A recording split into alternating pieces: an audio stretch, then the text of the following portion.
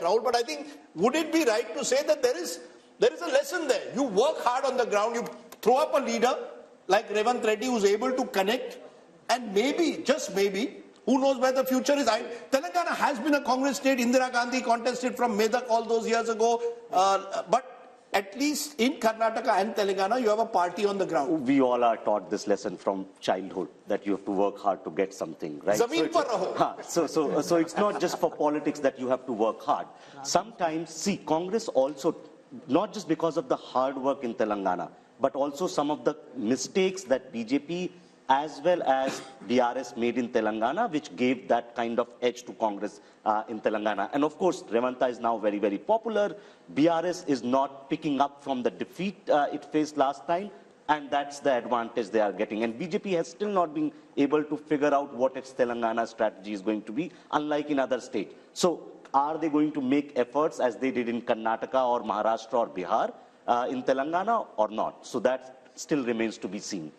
That's interesting, Raj Chengappa, because, you know, the BJP has also been caught in Telangana between, do we play OBC politics, do we project an OBC leader, what, you know, do we take strident anti-Muslim politics, will that take us forward?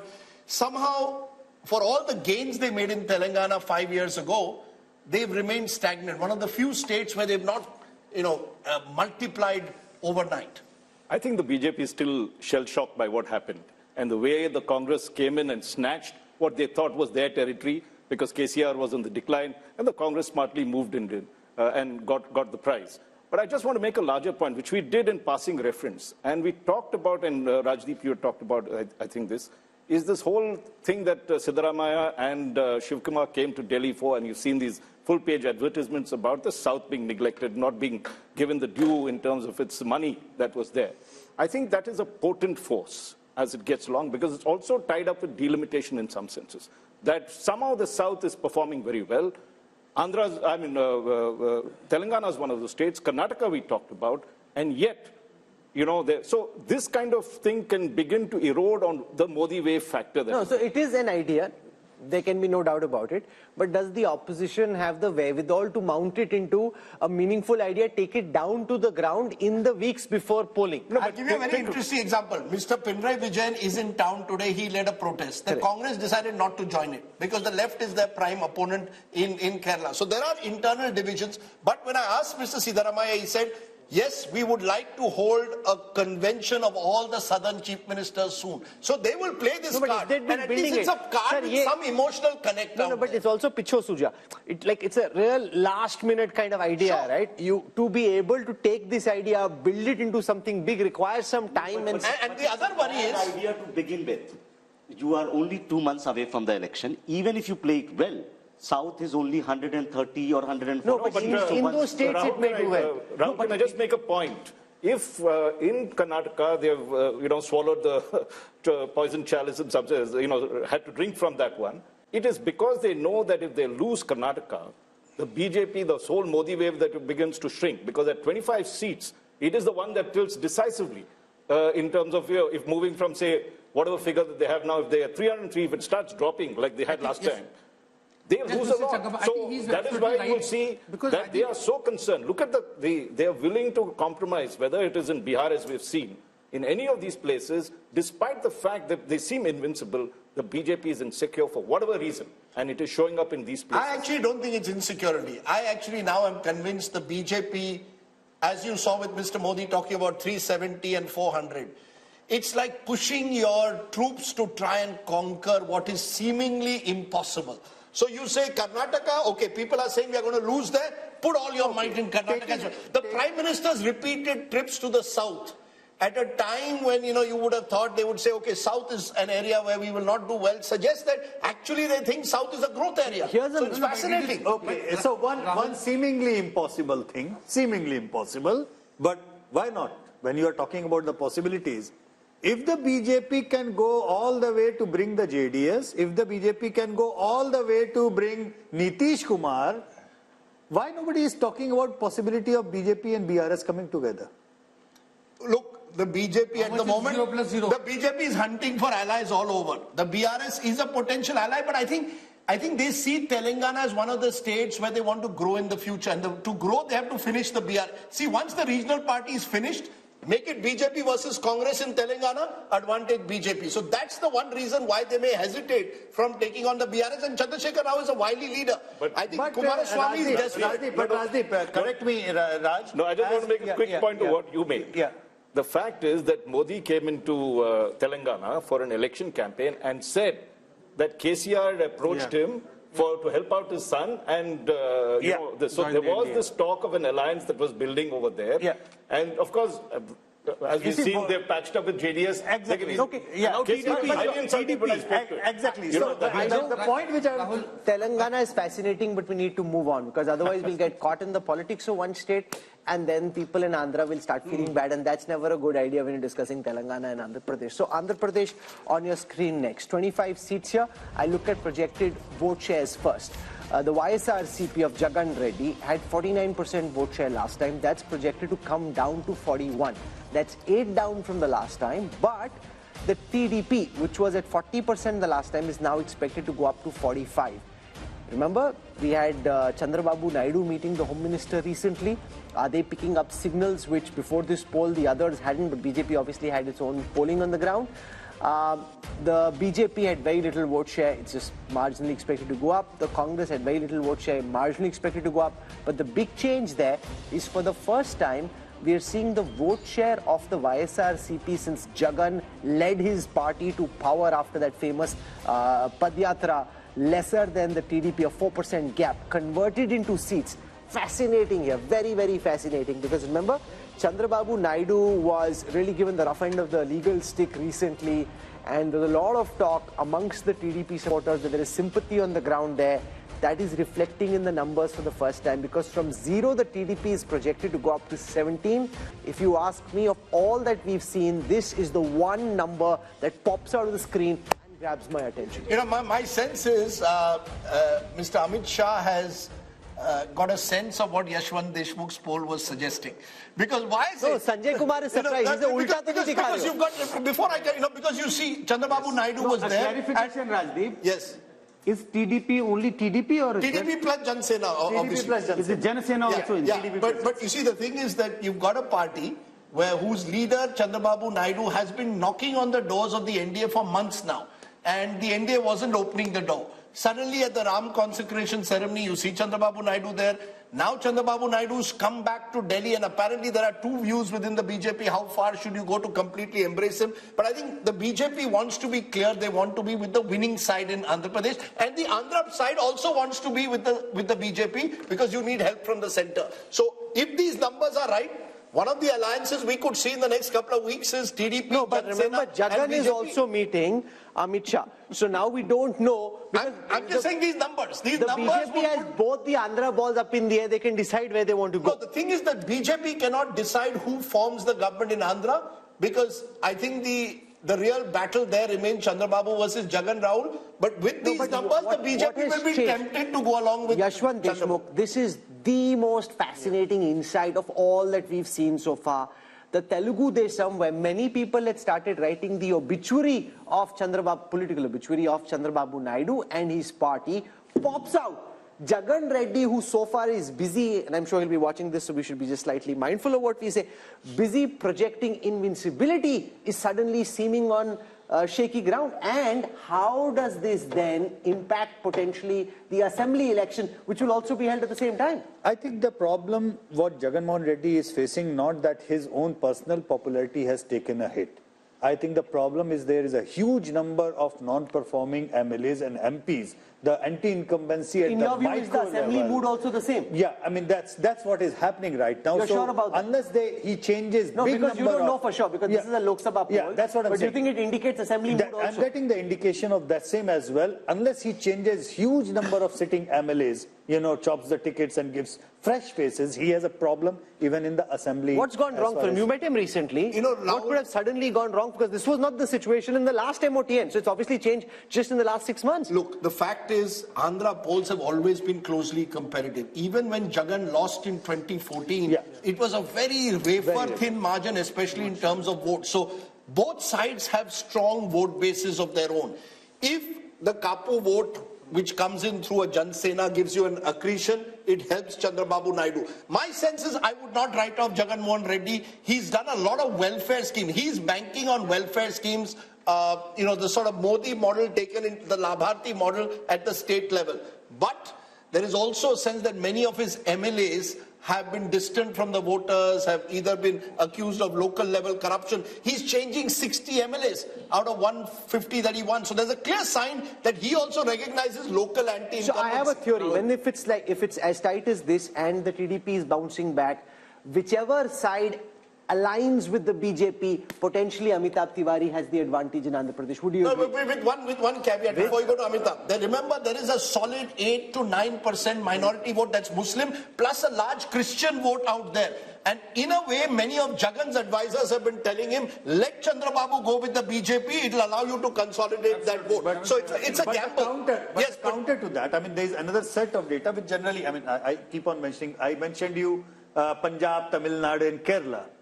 I did not mention Andhra Pradesh in that. Even though Congress and BJP both are out of equation in Andhra Pradesh, but Pradhan Mantri Modi's personal popularity in Andhra Pradesh is way more than Rahul Gandhi's. So what I'm simply trying to say, even though BJP has no equity whatsoever over there are certainly emotions attached on the Congress, anti-Congress and the old fault lines that the political fault lines are. And one recent development is Jagan Mohan Reddy's sister going to Congress. Now, if from here onward, Congress gains by virtue of Karnataka and Telangana just even 2-3 points, that entire vote block is going to come from the Jagan Mohan Reddy because they share the same vote. So the Congress jump is only going to damage Jagan. See, BJP has a problem of plenty here, so it will choose whichever party is going to win more or higher number of seats. However, as you mentioned, Andhra is one of the few states where simultaneous elections already take place. And generally what happens is that whatever is the result in the Vidhan Sabha election is reflected in the Lok Sabha election. Andhra 2014-19, Telangana 2014, Odisha 14-19 and Sikkim 14-19. So this could be reflective also of the YSRCP facing pressure or anti-incumbency even at the local level. I can tell you one thing very clearly. Chandrababu Naidu is going to be on India Today television very soon. The TDP already picking up these numbers. They are flying with them. This, frankly, Rahul Verma, is the first piece of good news they've had for a party. And I think this is where legal overreach always is double-edged. You think you're killing your enemy. It can potentially create sympathy and can help your opponents bounce back. Again, something you should know, right? Anyone who is in politics knows this. But then politicians also are humans. They have egos, they have anger, right? And they, in their overreach, try to do something which may backfire. So we don't know whether the TDP's gain are actually coming because of that legal overreach. This might also be happening because Congress might be gaining certain votes, which is coming from Jagan's party. And no, but that's overhyped. From 1, if they're going to 3, that's only 2% up. You can say it's 2%, but the Jagan Reddy is losing 8% vote share. Only 2% the Congress has got extra from the last time. So remember, Jagan Reddy's graph at this moment is very clearly coming down. That's what this data represents. There's no running away from it. And Chandrababu Naidu would be doing a bit of a dance right now, Sanjay. But BJP's overtures towards Chandrababu Naidu also reflects, the BJP and Prime Minister Modi. He wants to get a foothold in southern India because, you see, if he's comparing himself with Jawaharlal Nehru, with Indira Gandhi, with Rajiv Gandhi, with this Congress Prime Ministers, you cannot be a Prime Minister of India and, 100 but it also shows, out of his bounds. But it also shows flexibility again. Here is a leader who 5 years ago tried to lead the opposition charge against Prime Minister Modi, spoke angrily against the Prime Minister. So Nitish did the same. And you're willing to embrace them all. So I think the Prime Minister is very clear that in politics there are no permanent friends or enemies, something that the Congress could learn. Think about it. Jagan Mohan Reddy comes from a Congress family. What stopped the Congress in all these years from making at least one solid overture to him to try and embrace? What do you do instead? You send his sister to contest against him, which clearly for him is a red rag. You've actually, according to which he said in the interview to us, you've divided my family. So any question of his him, family is already divided. But 1 minute. What stops the Congress? It's been 15 years now almost since Jagan left. You could have because made an there's effort. ego. There's a difference. No, my point is the Home Minister Rahul, often the says, BJP is Rajdeep, ready to make that extra step of flexibility. because the Home Minister Rajdeep, often Congress says, and the doesn't Prime have Minister ED. believes this, that power में होंगे तब अपनी ideology को हम implement करेंगे ना power में ही नहीं है तो कैसे implement Sure, करेंगे? but Whereas now- Rahul Gandhi says power is poison. I think that is the fundamental difference. But you Rahul made Gandhi Rahul- says power is but Rahul- poison. And Congress Rahul does made a not very have- good point. No, that Rajdeep, you see, please hear me. an ideological party, BJP claims to be an ideological party, but is a party of power. The Congress claims to be a party of power, but is now under Rahul Gandhi trying to become a party of ideology. You know, that I want people who are going to fight the RSS, come what may. So you've got a remarkable shift where the BJP wants to be the party of there is a power. shift. And the There other is a But shift. Rajdeep, there's a very big difference. Yeah, everybody knows what the BJP's ideology is. Half the congressmen don't know what the Congress's ideology is. They don't agree on the same ideology. No, Rahul, So that's the because reality. let's also admit Congress does not have ED. Sorry? Can I Congress does one not have point- ED. Sure, the ED is a factor which we will discuss, of course, but that's a separate factor. One Go small ahead. point about TDP. See, Yes. even in 1999 and in 2014, TDP only came to power when it aligned with Exactly BJP. So point. TDP never That's the came point to I power was trying to On its own. So TDP has You never know, won on its own. that's a very remarkable point, Rahul Verma. Thanks for putting it, because in 1998 election, in the undivided Andhra Pradesh, BJP on its polled almost 20% votes, which forced TDP to join hands with BJP, and he swept again in 1999. So he made a very remarkable point. But can I make a distinction? Can I make a distinction between Yeah. Chandrababu Naidu and NTR? NTR had the power to win on his own. Chandrababu Naidu, when he took over the party, was not able to do that. That's the difference. Chandrababu Naidu That's has true. needed an ally. NTR did not need allies. That's true. But every time he has won, he has come along with the alliance of Sure. the BJP. That is TDP true. 2 months ago was thinking of joining the India Bloc Alliance. After the 3-0 drubbing, it has again changed its mind. So the regional parties, hawa kidhar beh rahi hai, are very cognizant of this. And there's another little piece of trivia, Rahul. There are two wings of Prashant Kishore's IPAC. Yeah. One wing is with Chandrababu Naidu, and the other wing is with Jagan Mohan Reddy. And Prashant Kishore And, is PR. a few weeks ago, Prashant Kishore was allegedly on a flight with Chandrababu Naidu or his son, and all speculation sort of arose in Andhra. Is he going to now align with Chandrababu Naidu? He says he's not. But if these numbers are true, he clearly knows who's on the winning side. Jagan didn't give the NOC. But are you surprised with these numbers? Are you surprised at all with these numbers, Sanjay Kumar? No, about Andhra, we are all discussing TDP and YSRCP, but we are not discussing Janasena. I think Janasena is very important. If you just pull out Janasena from the TDP How much alliance, is the Janasena vote? it's It's roughly almost about 4.5%. But if you pull out Jansena If from you the pull out TDP, then Jagan Mohan Reddy is back in the game. That is so sure. And It is a situation like Bihar. Nitish Kumar at the center, there are two other players, you know, like RJD and BJP on one side. Whichever side Nitish Kumar goes, that party gets.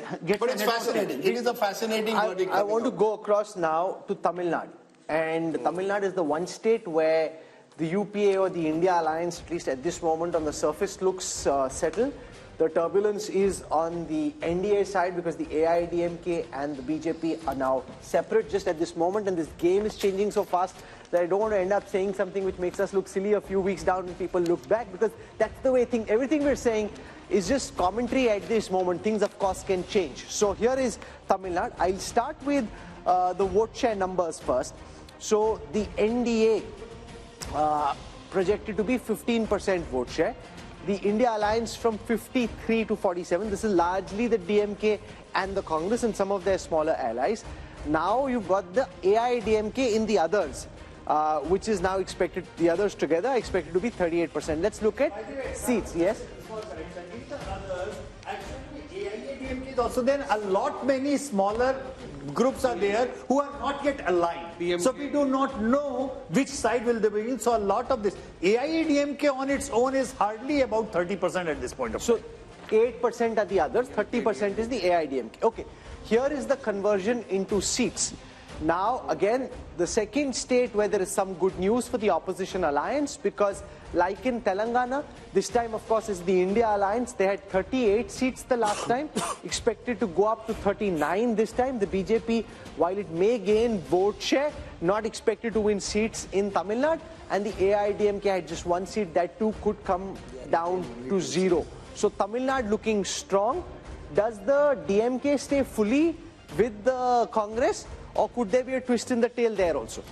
I think, Rahul, I'll be very surprised given the statements that Stalin has made at the moment that he will also switch sides. There's the ED factor that our friend Rashid Kidwai mentioned. Yes, there are a number of DMK ministers under the ED scanner. But I find it difficult to believe that it will happen before the election. What happens post-elections, we don't know. If the Congress completely collapses, many of these allies of the Congress today could go in different directions. But I think there's a general sense, and the poll may well bear it out, Yashwant, that this is the one state where the Prime Minister's popularity is much less than it is nationally, even though he's made the effort repeatedly to go to Tamil Nadu, to identify himself with Tamil culture, the Singal, when the new parliament was inaugurated. So the BJP, as always, continues to see Tamil Nadu as this sort of bridge too far, which they want to one day conquer. But now look at the effort he makes with the Kashi Tamil Sangam. Yeah, but my sense is the AIDMK's collapse over the years has only consolidated the DMK and has put the BJP in a difficult position. Do we try and occupy the opposition space, or do we tie up with the DMK? In the either ways, the vote share increase is not going to result in the seat conversion. So is there a vote share increase substantially? Yeah, it's a vote share increase substantially. It could be further because, as I said, many of those smaller splinter parties might still go this way, that way, or the ND way. We do not know. No, is the BJP gaining or is the AIDMK gaining this plus 3%? It's the BJP gaining. AIADMK is going down and down and down all the way. And by the way, AIADMK is counted in others in this calculation. It's not counted in the NDA vote share for that. No, but so you're saying a 15%, just a minute, you're saying a 15% vote share is principally a BJP vote share? BJP and the other perceived alliance partners of the BJP. And that's not a very big number. I tell you why. In 2014, BJP actually contested with his alliance all alone, not being part of AIADMK or DMK, and they polled 18%, which is a decent enough number. But that vote share, just like Kerala, as I mentioned, BJP almost touches approximately 20% in Kerala. In Lok Sabha. But 0 seats. It doesn't really matter.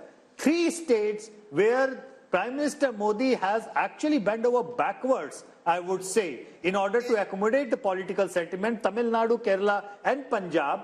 The gap is reducing. They are having a growth of organic level, I would say, but unlikely to convert into seats. Rahul, is there any possibility there's a buzz that the Prime Minister could contest from Kanyakumari as a second seat? No, so there's a buzz that he wants to bridge the north-south divide himself. 1 seat in the north, 1 seat in the south. Possible? But Rahul Gandhi also showed some sense of weakness when he picked Wayanad. The Prime Minister may not wish to go only for the reason that if this north-south divide picks up and for some reason they end up on a shaky ground, you don't want to expose the man who's supposed to be invincible to any form of threat. Therefore, will they take that risk? No, they will go all out to shore up their fortunes in Tamil Nadu. Remember, the BJP is the only party at this moment which has a 20-30 year horizon on things. When I speak to top BJP leaders about, say, the strategy for Tamil Nadu, or say, why don't you just patch up with the AIDMK at this moment, it might make it easier. They're saying, we want to end Dravidian politics. Not just about coming to power at this moment, it's also about a larger political, social, ideological fight where we want to integrate the country. I mean, at least they're talking that language and then pushing in that direction. Right. Oh, now, like the Chinese have a 20-30 year horizon, the Congress doesn't even know what they're doing tomorrow. Raj, where do you therefore see the DMK being? If these numbers hold, the DMK will presumably be, if not the second largest party, certainly the third largest party once again.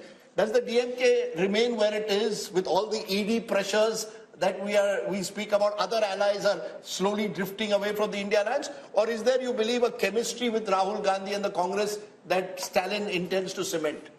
I think you have to look at what he gains. If it's only the ED that is putting pressure and how deep that pressure is, one has to look at. But funding, but fundamentally, Tamil Nadu doesn't believe in this one nation, one party, one nation, one language. So there's been that protest going on from the 60s. The more the BJP tries to emphasize all these things, and let's not forget, Prime Minister Modi had, as part of the temple run, went right down to Tamil Nadu and did two temples out there to assure them that, look, we care as much not just of the Ram Mandir, but all your tradition and culture. So at the moment, I don't find the reason why Stalin should be switching unless there's some inside information. No, also given the comments that Udaynidhi Stalin has made about Sanatan Dharma, I presume the BJP can't be then seen to be embracing them right away. Yeah, and the Tamil culture and the fact that anti-Brahmanism had ruled for, and continues to in many senses, it's going to be difficult for the BJP. It'll get this 10-15%. Mr. Modi's popularity is there, and we need to see that. Okay, let's turn then to the final state in our southern sojourn, which is the lovely state of Kerala that often marches to its own beat. Take a look first at vote share. If elections are held in 2024, what happens in Kerala is the UDF, that's the Congress-led front, 46% vote share, LDF 32%, 14% back, NDA 17, others 5. How is this translating into seats? Well, it's virtually a repeat of 2019. Once again, a clear sweep for the Congress-led UDF. The best news for the Congress so far, apart from Telangana, is coming from Kerala. 18 to the UDF, just 2 to the LDF. But remember, both are part of the India alliance. So no, but it's a big change from 2020, Yashwant Deshmukh, where you had the LDF come back to power. Now you've got, for some reason, very clearly in a Lok Sabha context, anti-incumbency against the left and very strong pro-incumbency against the Congress. And if Kerala was India, Rahul Gandhi would be Prime Minister. Absolutely. If Kerala was India, Rahul Gandhi would have been not only the Prime Minister, he would have been a Prime Minister with Rajiv Gandhi kind of majority. But having said that, I think 2019 numbers also came after a victory of left front in the assembly elections. And so that way, Kerala is a very much split vote. Because they are voting for assembly level separately and Lok Sabha level. No, but what explains that vote, Rajdeep? it's very interesting. A few days ago, Kerala left leader told me, why does Rahul Gandhi have to contest from Wayanad? Can't he choose any other part of the country? We are his staunch allies in the India alliance and he's coming to take us on in Wayanad. So I think there again, people... He looks like a strong force in Kerala. No, so therefore, you see, the Congress is seen as a national party in Kerala. The left is seen as the regional party of Kerala. Mr. Vijayan is seen as the prominent chief, the number one neta of Kerala. There may be anti-incumbency brewing against him also after 8 years in power. But I think the main reason is the belief that the Kerala voter sees the Congress as a national alternative to the BJP. GVL Narasimha Rao is now with us. GVL, the BJP was trying very hard on its own through the RSS to win something in Kerala. Yashwant's data suggests it's a bridge too far for this election. No, I think we are very confident of winning some seats. I will not say we'll be a big force in this election because Kerala doesn't, election to election, the swing is not more than 2% or 3%. Kerala is a state that moves very slowly. But certainly in this election, we are confident of winning. And what about Andhra Pradesh, where the Home Minister and Naddaji met both with Chandrababu Naidu, also meeting with Jagan Reddy? What's cooking there? I think these are political meetings that happen during election time. But certainly, no, I think you won't, until anything is final, I think you will not know. So you're flirting with both parties essentially? No, we have got support from both the parties as far as parliamentary strength is concerned. But as far as elections are concerned... But Naidu betrayed you. Would you take him back? I think these are decisions that party will take at the highest level. You come from the state, it's your patch. No, but these are political calls. That makes it even more difficult for him to commit because it's his own patch. Rahul and Rajdeep, you see, there are no emotional decisions here. Political decisions are always based on wisdom, political wisdom and political sagacity. Because you accused me, you made some comment against me, or you called me names in a rally, therefore I will not tie with you. That's college level politics. We are. Can I just take it around this table though to ask that since we spoke of college level politics and Kerala's strong student movement, how many people on this table believe that Rahul Gandhi made the right decision by choosing Wayanad, or was it escapism? Did Rahul Gandhi escape from the reality of trying to rebuild and revive his party in UP by going to Kerala? Is that a mistake? Or is this a pragmatic decision to stay on in the Lok Sabha? Who wants to go? I think it was a pragmatic decision, and Rahul is very comfortable. If you see his, even Bharat Jodo Yatra in Kerala, whatever he was doing, talking, indulging in all kind of activities and all, he was very comfortable. He was what he is. So but you can't win India by becoming the Prime Minister of Kerala. To take off from what was just said, that you've got to, instead of investing in rebuilding the party in the north, you're building your base in Wayanad, where your principal opponent is your India ally, the left. Rajdeep, yes, but these are not easy decisions. It's like, Prime Minister Narendra Modi contesting from Tamil Nadu. I don't think so. I don't think Prime Minister Modi believes or his party believes in any kind of bravado. No, but Rahul could have taken Telangana, he could have taken Karnataka. Why take Kerala, the one state where your ally is from your India alliance? Well, that would be a choice if he can. Is this KC Venugopal telling him take a safe seat? Why not? Large minority population, and that also is seen as a factor. You're choosing a seat with a large minority population. It gives the BJP, and they did it in 2019, that you only want to contest a seat with a large minority population. What are you saying? Are you saying minorities are not? They're also as much as Indian. They're not Bangladeshis. Sure, but it gives the BJP an opportunity to play on the seeming weakness of the Congress. That the Congress is only relying now on the minority vote. No. Given a chance, I think the BJP would want to be very comfortable with minorities simply because they are also, bona fide voters governed by rule of law, constitution. Okay. Rahul Verma, you agree that Rahul Gandhi did the right thing by picking Wayanad? Depends on what the right thing means, right? Like if the right thing is just about getting a Lok Sabha seat, perhaps yes. If he thinks he can revive or make the party very, very strong in South, that's also right, as Rashid is saying that in southern India, and even this poll is saying that Congress is actually gaining in South. No, not in South, only in Kerala. Where in the South? In Karnataka, BJP is doing well. In Andhra Pradesh, the TDP and the YSRCP. In Telangana, Congress is doing well in alliance with DMK. In Tamil Nadu, they would do well. So in that sense, it's not a bad decision. I think, should he look towards South as well as build the party in North? That's what a leader is supposed to do. Modi campaigns in North and South and East and West, right?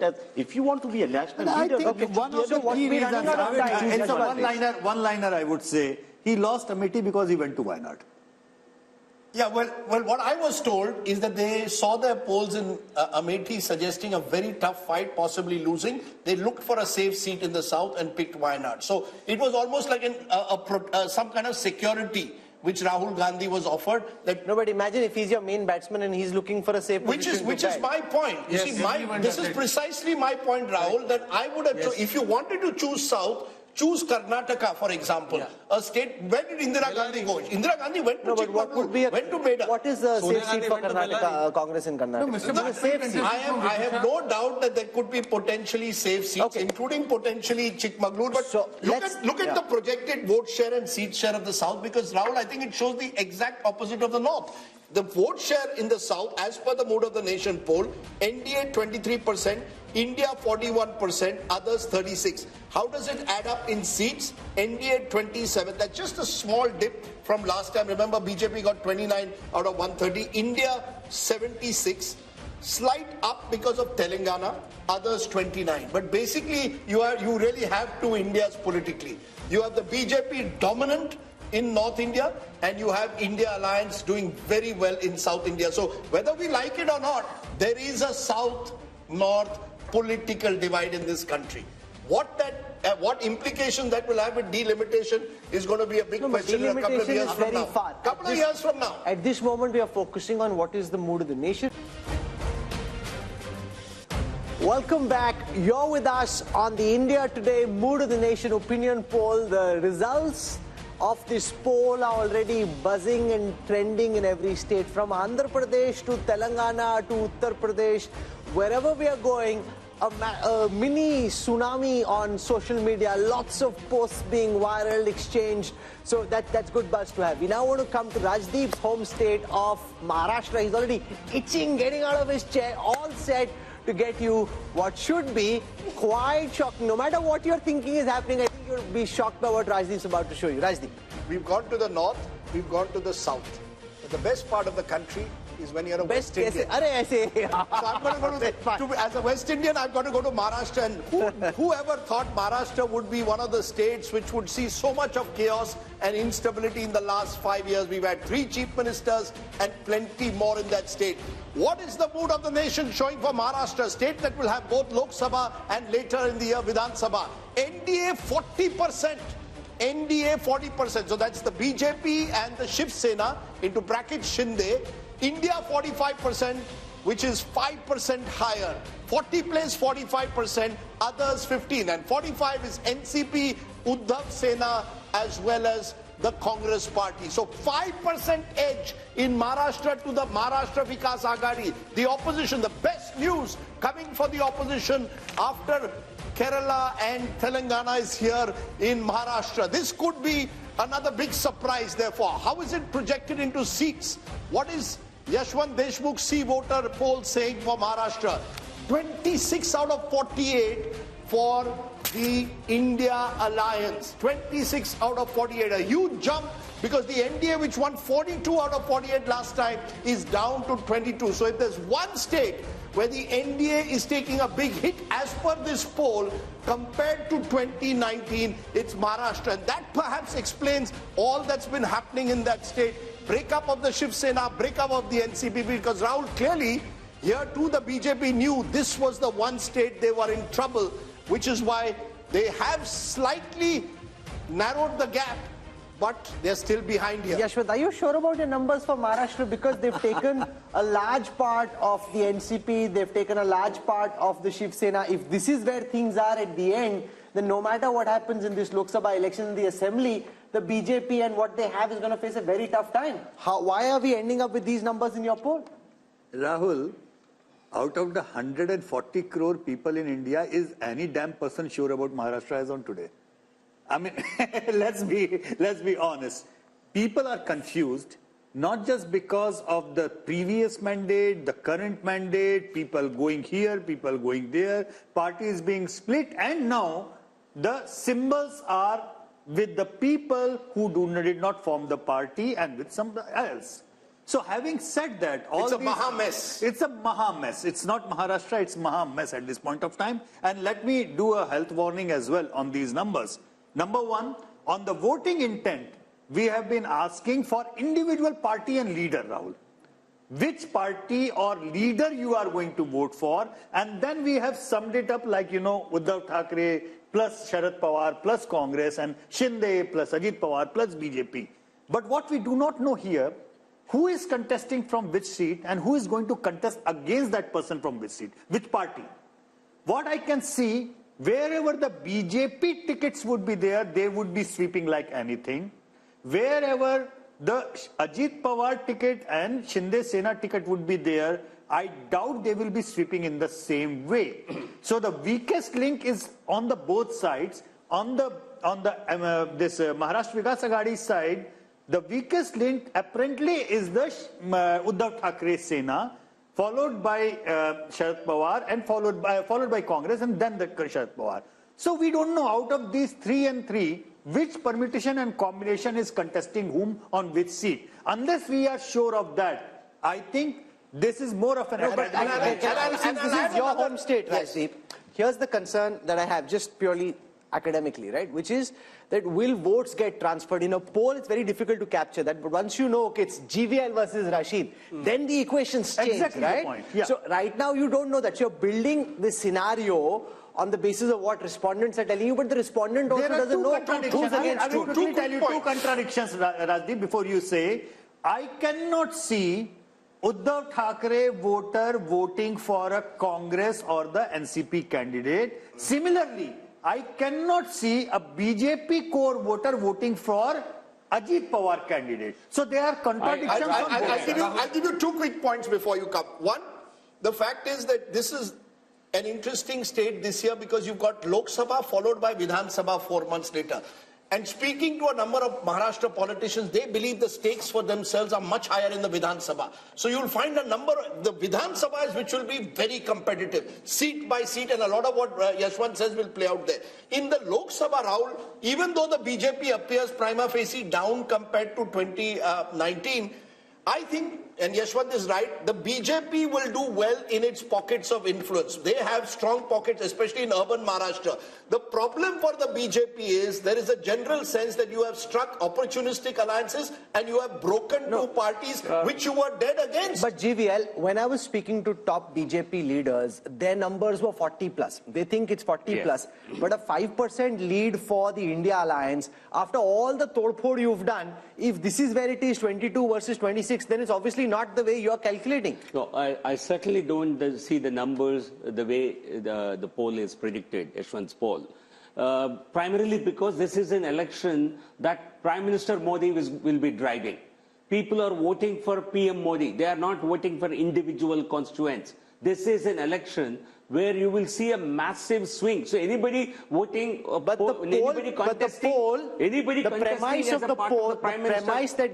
premise which is also the reality of Maharashtra politics gets reflected in this poll is that BJP at this moment is not a pan-Maharashtra party. Modi might be a pan-Maharashtra phenomenon. BJP per se is not a pan-Maharashtra political party. Even in states, Haryana, was Haryana a BJP state until 2014? Did BJP ever win a couple of seats in Haryana? No. But once Modi is on the scene, Prime Minister Modi ji, he is one who will drive the entire vote. Please give me the popularity ratings, because that will give you an indication. Can I just explain those numbers? No, look, last time the BJP contested 25 seats, the Shiv Sena 23. And the BJP and Shiv Sena did extremely well, winning 42. Now what's going to happen is the BJP is going to put pressure on both the Shinde Sena and the NCP Ajit Pawar group to contest less. And the BJP will look to contest at least 30 and divide it. The Ajit Pawar's party is happy not to contest Lok Sabha. Their energies are on Vidhan Sabha. Similarly with Shinde Sena. So that might actually mean the BJP could contest more in the Lok Sabha. I think the worry is that there is genuine anger against the way governments have been broken, fallen on all sides, towards all politicians. So I think you will find Vidhan Sabha becoming a real battleground. Lok Sabha, the Modi factor does play out. Sharad Pawar clearly is weaker in a Lok Sabha election at the moment. He may not even be able to sort of, campaign as aggressively there as he would in a Vidhan Sabha, but he will hope for some sympathy. Uddhav Thackeray is hoping for sympathy, which may come in a Vidhan Sabha, may not come in a Lok Sabha. So Rahul, you could see Maharashtra in the space of 5 months having two very different verdicts. But, Madhu Yaksha Gaur, this is your good news. If there is one state where you need to perhaps invest more attention in the next few months is Maharashtra. And the feeling is typically the Congress is not seizing the opportunity. You're missing the opportunity to miss an opportunity. Many of your leaders are leaving, joining Ajit Pawar's faction. Milind Deora left to join Shinde Sena. Today, Baba Siddiqui, your MLA, former MLA from Mumbai, has left, is likely to join Ajit Pawar. So you're not holding on. You're the Kamzor Kadi. Hopefully, your predictions may hold on to the leaders who are planning to leave, Rajdeep. But having said that, this has been expecting in Maharashtra, Rajdeep. I think various projections and studies we've done. And we've been very hopeful on Maharashtra because of this third pod, what Rahul says. It's not helping with the people's mood. Secondly, I give this credit to Prakash Ambedkar also joining INDA group can help also the Maharashtra Vikas Agdi to win more seats. Rahul, how do you explain these numbers? The fact that you've got what seems on paper a strong alliance now with Ajit Pawar there, Shinde there, the other parties seem weakened, but they still have a 5% lead in this poll. So, with lots of caveats, because no one knows what's going to happen in Maharashtra, but if our thesis is right that people in Maharashtra are unhappy with the way parties have broken alliances, then the expectation would be that the turnout is going to get depressed, which means it depends who has the more cadre on the ground. So it doesn't matter where Ajit Pawar has gone or Uddhav Thackeray has gone. Who has which of these groups actually got the cadre on the ground? In a depressed turnout scenario, cadres on the ground will make sure that your core voters turn out and that group will have advantage. Your sense, Amitabh? See, actually, it's a khichdi. So, nobody knows which party has the vote. But Shiv Sena and NCP have the symbol. Symbol plays a very important role in elections. That's number one. As you said, BJP will now bargain for a higher number of seats. So, it will be able to win more and also transfer its votes to the SHS and the NCP candidates. Now it depends upon how much they have. However, the bad news for the India alliance is that Congress becomes the #1 party of this India bloc, because it is the largest party today in the Vidhan Sabha, and it will demand for the highest number of seats.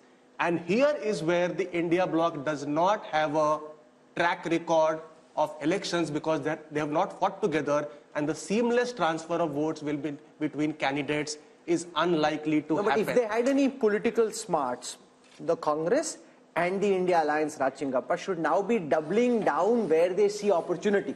Maharashtra, instead of frittering precious ammunition on states which are fallow ground, they should focus on where the land looks politically fertile for them. The problem is that's not how they're thinking. BJP is going state by state, seat by seat, candidate by candidate, plucking, and the Congress is trying to do some kind of an ideological revolution. At least Rahul Gandhi is attempting some kind of an ideological revolution here. But I think the reverse is also true. The way the BJP and Mr. Modi is obviously party to these decisions has been picking up and splitting parties and everything else, and Rajdeep talked about it, doesn't do their image any good. And in Maharashtra, but their calculation is image doesn't matter when it comes to voting. That's their brutal calculation. If you are saying I'm taking you to a Viksit Bharat, I have cut corruption down, I am against dynastic politics, you have to then prove that on the ground. Let GVL respond to that. Let me just finish the argument. Okay? Yeah, go ahead. Because I think it's a principled thing that happens. In Maharashtra, I have a feeling, Rajdeep could vouch, and he also expressed it, is I think there's a Marathi pride which you can define in some ways or the other, right? People must be truly fed up at the way these parties have behaved on that, the way they've split, completely cynical. How do you explain that when you want to take this nation to greatness and you're playing let GVL respond to that. They see people are very, very practical. Let me put it this way. People have great trust in Prime Minister Modi. They know he's the one who will deliver Viksit Bharat. And if he does not have the strength in a particular state to sweep that state, let him galvanize, get that support, because we want him to win. The people want him to win.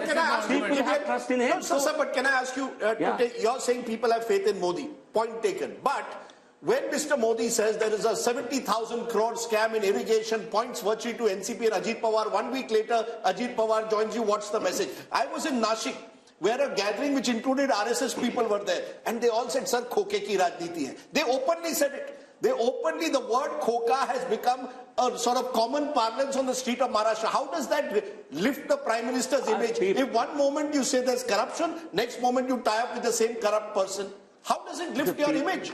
Let me tell you this. People understand there are some political compulsions. At the end of the day, you want Lord Krishna to win.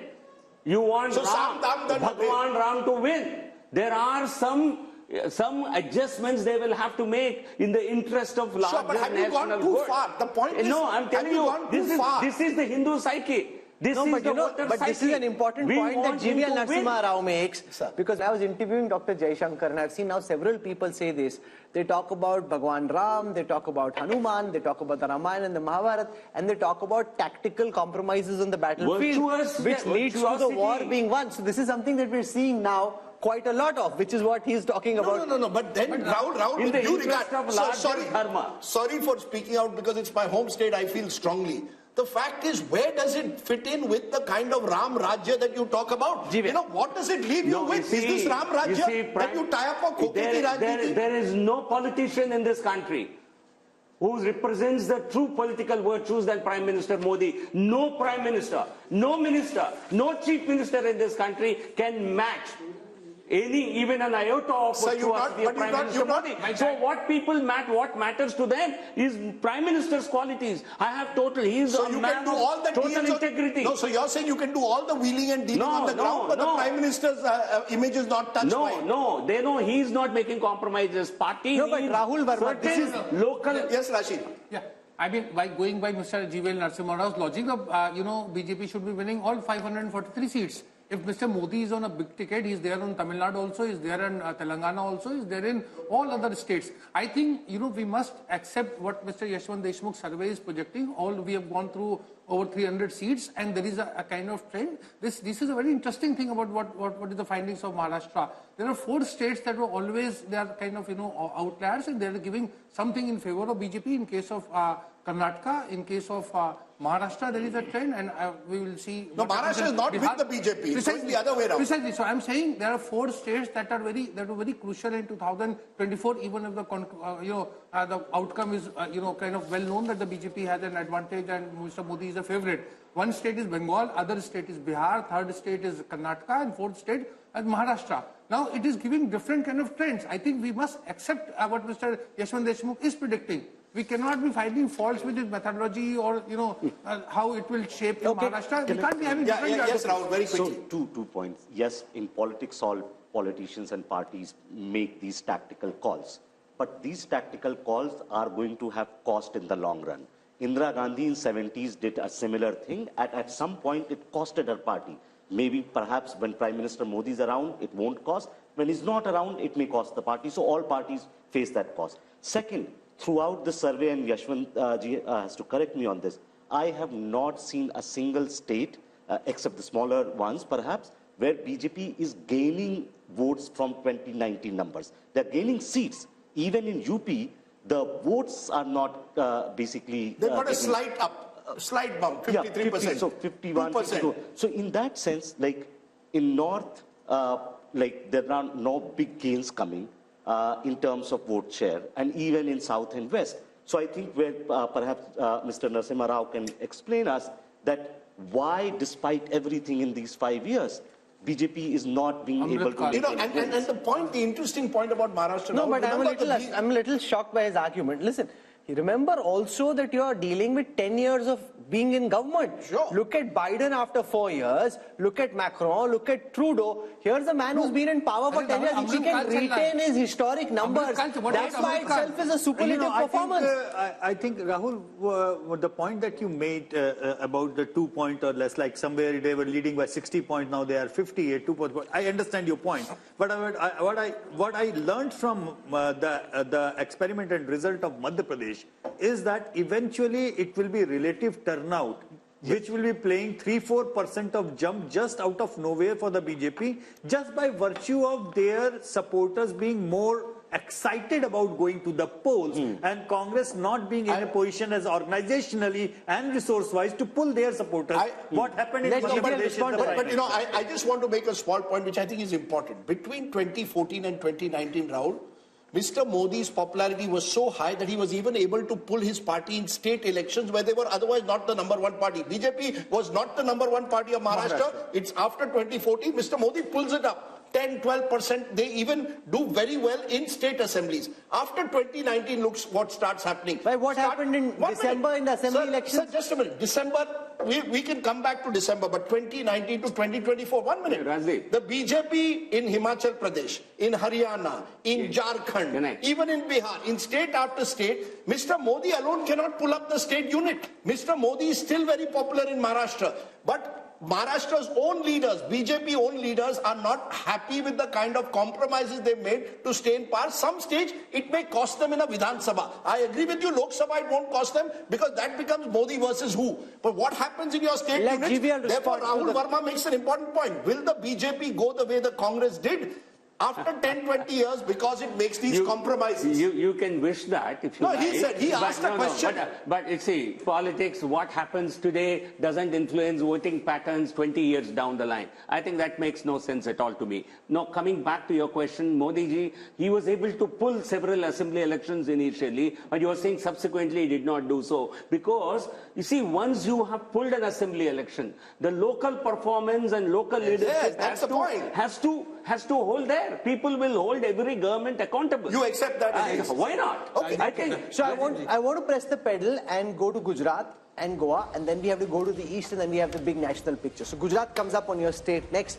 I want to spend very little time here because it's one-way traffic as one-way traffic can be. I mean, it's like whoosh. There's no comparison. 62% vote share projected in favor of the Bharatiya Janata Party in Gujarat. I mean, 6 out of 10 people, they just want That's Modi. the highest so far in the country. 6 out of 10. And we're not even dealing with the smaller states like a Himachal or an Uttarakhand. In a big state like Gujarat, 62%. The Congress had 32% vote share. That's come down even further to 26, down 6 from the last time. Let's now come to seat shares.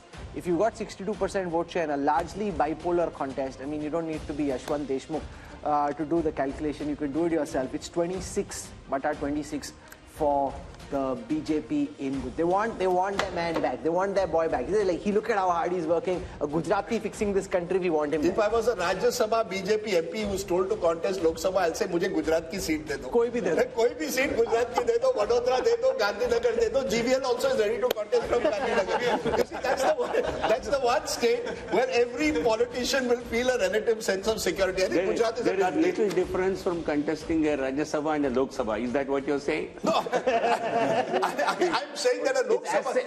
As safe as better. It appears the safest state for the BJP, Rahul, and I don't think there's much to discuss about that. Prime Minister Modi in Gujarat is, really, his popularity is at an all-time high in a way. It's the true, like you were discussing parallels with American elections, like you've got along the coast and in mid-America, this very clear divide between Republican Democrat states. This is as Republican in Indian context as Republican. And GVL made a point that don't look at what happens 20 years from now. But I just for a moment want to pause because one of the first elections I covered was 1990 Gujarat. And at that time, the BJP had to back the Janata Dal Gujarat of Chimanbhai Patel to prop him up to form a government. See where we've come 35 years later. We look at events today. If you make mistakes today, you pay a price for it 20 years from now. That decision of the way the Janata Dal Gujarat was eventually, the Congress propped it up for a while, destroyed the Congress in the long term in Gujarat. The Congress replaced a chief minister who had 150 seats in Madhav Singh Solanki. Can you imagine? Well, one of the BJP many replaced Shivraj Singh Chauhan. No, but 150 seats, BJP replaced Shivraj Singh Chauhan with Modi as the dominant figure. That time, Rajiv Gandhi could never really sort of lift the party. But Rajiv and the Congress didn't think so. See, that's the mistake. So I'm saying politicians can make mistakes and therefore they must be conscious of the mistakes they make. Let's come to Goa. Goa has 2 seats, north and south. This is where all of us hope to retire, at least Rajdeep and I hope to retire in Goa for sure. Okay, so here's Goa. Lovely state. 2 seats, 1 each is the calculation. North and south, 1 seat split between north and south. North is clearly to the BJP. I'm presuming Yashwant south is giving because north. there are more Christians over there. The south, interestingly, if the AAP Congress alliance works perfectly, and it has to work perfectly, it has half a chance. I still believe that the BJP will be very much in the race, even in the south. Percentage of Christians has gone down. One of the stories of our times, Christian population in Goa at the start of this century used to be 30% plus. It's now just over 20% and declining. So you actually, even in South Goa, will find it not so easy. Only a perfect Congress AAP alliance and no other third party like the Goa Revolutionary Party coming in gives them half a chance. I still believe advantage BJP in Goa in both the seats. That's the nature of Goa as well. So let's look now at the projected seat share of the West and the projected vote share of the West. I'll start with the vote share projection. Axis My India predicts for the India Today group that the NDA would end up with 48% vote share if you aggregate the states of Gujarat, Maharashtra and Goa. The India Alliance at 38, a 10% gap here for the NDA. Converted into seats, the NDA is at 51, the India Alliance at 27, and why it seems that this is not as one way as the North is because Maharashtra is sticking out as the one state where the BJP's dominance is not quite what the BJP top leadership would like to believe. But look at the story, Rahul, the northwest monsoon. 154 in the north, 51 in the west. You're almost home and dry. Between the two, you're slightly below where you were in 2019. There you won 230 plus. You're slightly below because of Maharashtra in particular, but you're still almost there. 400 पार कैसे होगा? We haven't come to the east. We haven't come to the east. We haven't shown the big picture there. So that's just we're halfway through this show. So we'll slip into a break. When we come back, we'll show you what's happening in the east of India, and then there is the big national picture. Stay with us.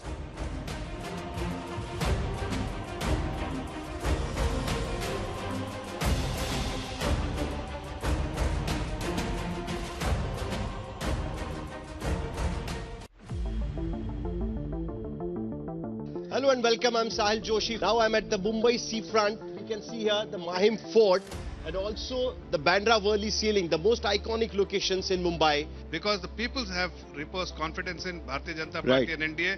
And Eknath Ji Shinde has done what the people wanted. People wanted Shiv Sena and BJP together, as we have been together for 25 years. It is only the MLAs who have defected. It is not the people who have defected. How is Ajit Pawar like-minded party with the BJP? We see it worked in line with the expectation of the people, and that's why we are confident of our victory. If you are so confident about 370 votes and 400 for NDA, why do you want all other alliances with you? Why do you want all small parties with you? वो washing machine से धुल गए, ये कमल detergent में सब धुल जाते हैं. We are shifting our focus to Gujarat. Confidence in the people's mandate is very, very certain. The youngsters have come in and they have taken the major positions in Gujarat. I feel things will be very different. In Gujarat, if you ask any Congress leader, but they're all demotivated in Gujarat purely because they know they are going to lose. Election of 2024 will be an election of Modi versus Mudda. Our phones are buzzing, multiple politicians, their well-wishers, supporters across states calling, wanting to know something on the site. There's no sideshow happening. If you want to know what the numbers are, stay tuned to our coverage on India Today as we take you through state by state, region by region, and then finally the national big picture. We want to come to the fascinating state of Bihar, where Nitish Kumar's U-turn has made things very topsy-turvy and very exciting, which is also why the Mood of the Nation poll had to do extra polling to be able to capture what's happening in Bihar. On your screen right now are the vote share numbers for Bihar first. 53% is what they had in the last Lok Sabha elections. They're projected to be at 52, but there is, on the surface, it seems not much has changed, but so much has changed internally because the JDU, which was earlier with the India alliance, has now jumped over, which is what kind of keeps the BJP-led India alliance where it was. The India alliance was at 31%. That's expected to go up to 38%. Let's see how this converts into seats. For the first time now, on your screen, the Bihar projections on the 40 seats of Bihar. Yashwant Deshmukh and his team at C-Vota are predicting that the NDA could end up at 32. Remember, apart from Kishanganj, they had 39 out of 40 seats the last time. They expected to come down 7 this time round. The India alliance, which had only 1, expected to go up to 8.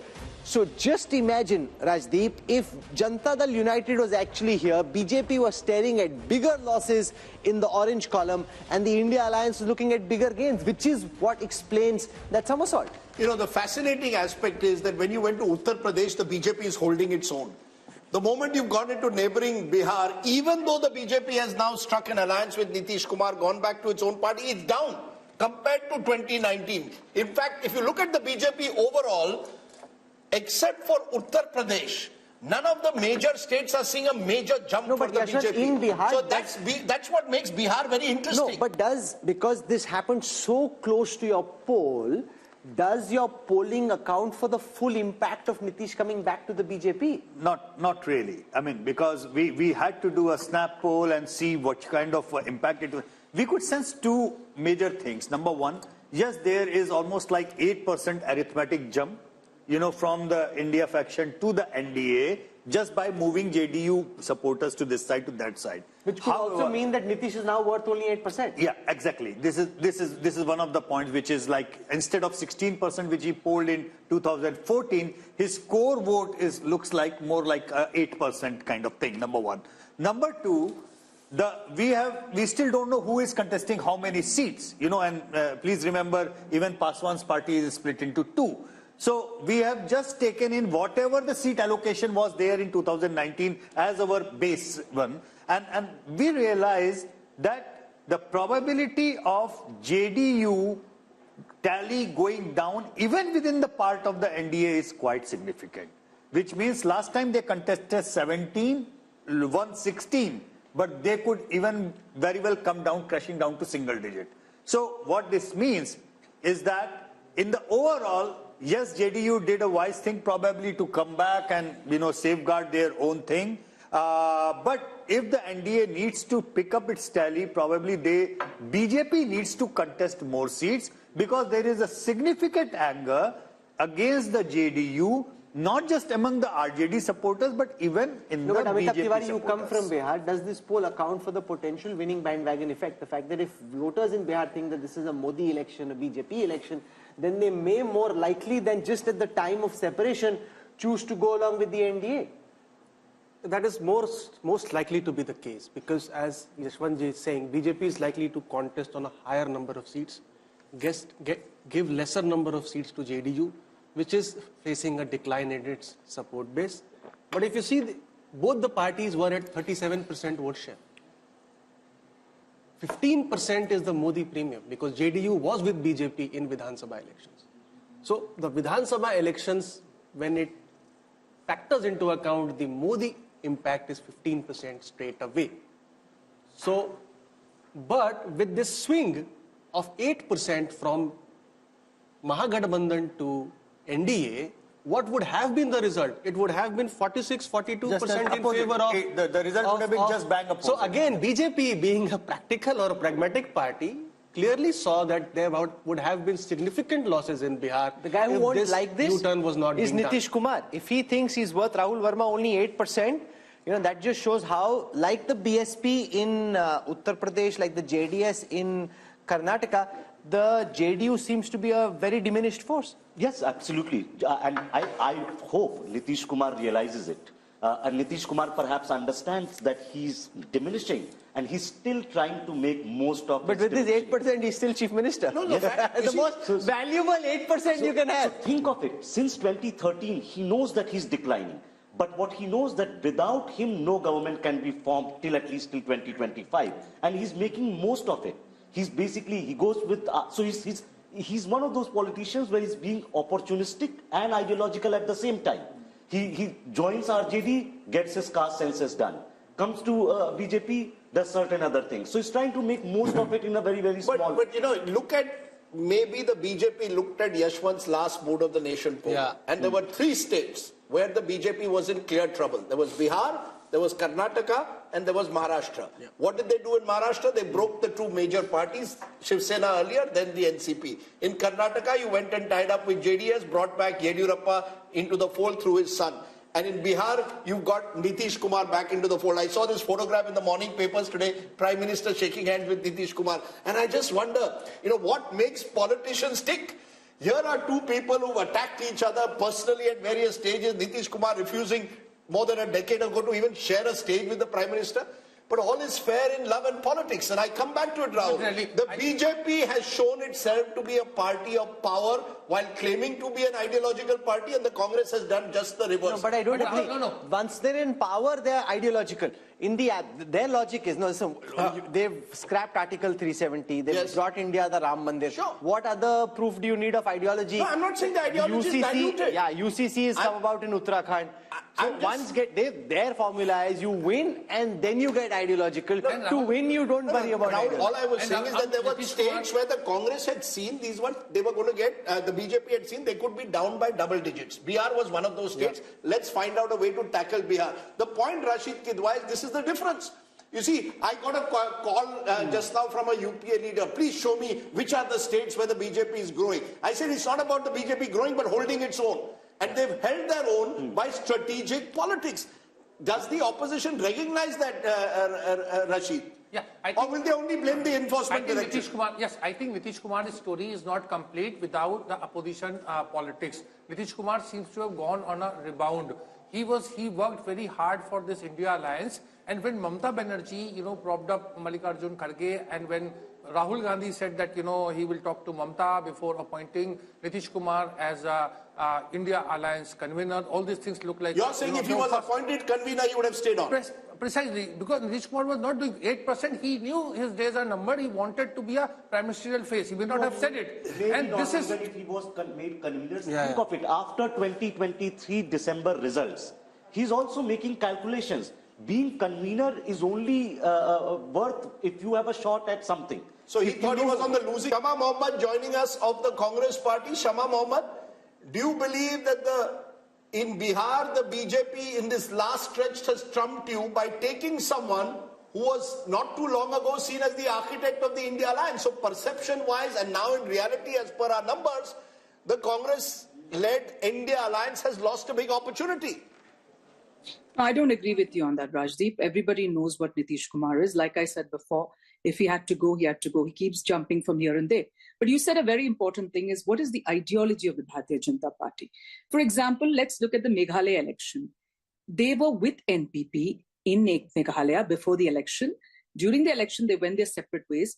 Mr. Amit Shah has put in the manifesto that the party NPP is corrupt, and when they come to power, they will take action. They won 2 seats in that election, and they said very clearly, Conrad Sangma and NPP is corrupt. They go and join the party after the election. So yes, they will do anything. Opportunist when it comes to election, they are ideological when it comes to governance. So they bring in, as Rahul rightly said, Article 370, Ram Mandir, maybe uniform civil code after the next election. Ideological in governance, strategic opportunism, if you want to call it that, tactical politics when it comes to elections. Rajdeep, let me ask you one more thing. Then why is that you can eat beef in Goa, but you cannot eat beef in Karnataka? Okay, so that's now, let's just stick for the moment to the data. So no, they have no ideology. And one last point. This is not mood of the nation. I would call it mood of the media also. Today I was traveling from Delhi to Imphal, and the person in the plane says, dekho, Modi kya keh rahe hai? That we are dividing it into north and south. It's all about what Modi. But I don't understand why the paper and the media does not talk about how a present sitting prime minister insults the first prime minister of India, calls him all the names in the world, and nowhere in the world they do that. Nowhere. And let's not forget he was a freedom fighter. So why is nobody written about that? How the present prime minister keeps insulting a freedom fighter, the first prime minister of India. And see, you have to understand, people get carried away with what media is doing. Before 2014, we were questioned 100 times. I fail to understand why the present government is not. You could write an article on why beef is allowed in Goa, but not in Karnataka. West Bengal, another big state where the battleground is going to be tough. Let's take a look at the vote share first. Remember, the BJP did very well in Bengal, the breakthrough election of 2019. Now, in vote share, NDA 40%, holding its own. The Trinamool Congress 43.5%. Here we've separated the TMC from the rest of the India alliance because it's likely Congress and left will contest together. That's others 7.3. So Trinamool Congress 43.5, others including Congress and left 7.3, NDA 40. How does this translate into seats? BJP 19, they won 18 last time, 19 this time. They will be happy that they are holding their own in Bengal. TMC 22, down 1. Congress plus left is 1 seat. So Bengal once again, Rahul, becoming TMC versus BJP, Congress left getting squeezed out, and clearly the BJP holding its own. Rahul Verma, is there a way of knowing what this may have looked like if the TMC and the Congress and the left can't be together, but the Congress and the TMC were together? How much of a material difference could it have made to these vote share numbers? It's hard, right? Because you don't know what kind of transfers will take place and what the seat allocation to different parties. Yashwant, how much of the Muslim vote is the Congress actually splitting, or is it largely going en masse to the Trinamool? You see, the minority vote saturation towards TMC is already done and dusted. Yeah. So I don't think there is anything from the minority vote perspective left much to whatever the 8 to 10% vote that left in the Congress. But you're picking up still, how much vote are you picking up for the Congress? You see, they together they are polling every about 4 to 5% each in that way. But the funny thing is that I kept on thinking why exactly Mamata Banerjee decided to go on her own. And when I took a deep dive and tried to understand the composition of what is left of left and the Congress vote, I realized that big number of them is actually anti-Mamata, not anti-BJP, which is now left with them. So there was a clear and present danger if the Congress and the left would have been in Mamata's alliance, then this vote, 8 to 10%, a huge chunk shifting them to BJP rather than coming Mamata's way. So with one caveat, the left definitely had to be on the other side. Mamata was very clear. She needed a three-cornered race. Left voter needed to split the anti-Mamata vote. The Congress voter is more interesting, especially in areas like Malda, which the BJP, did very well last time.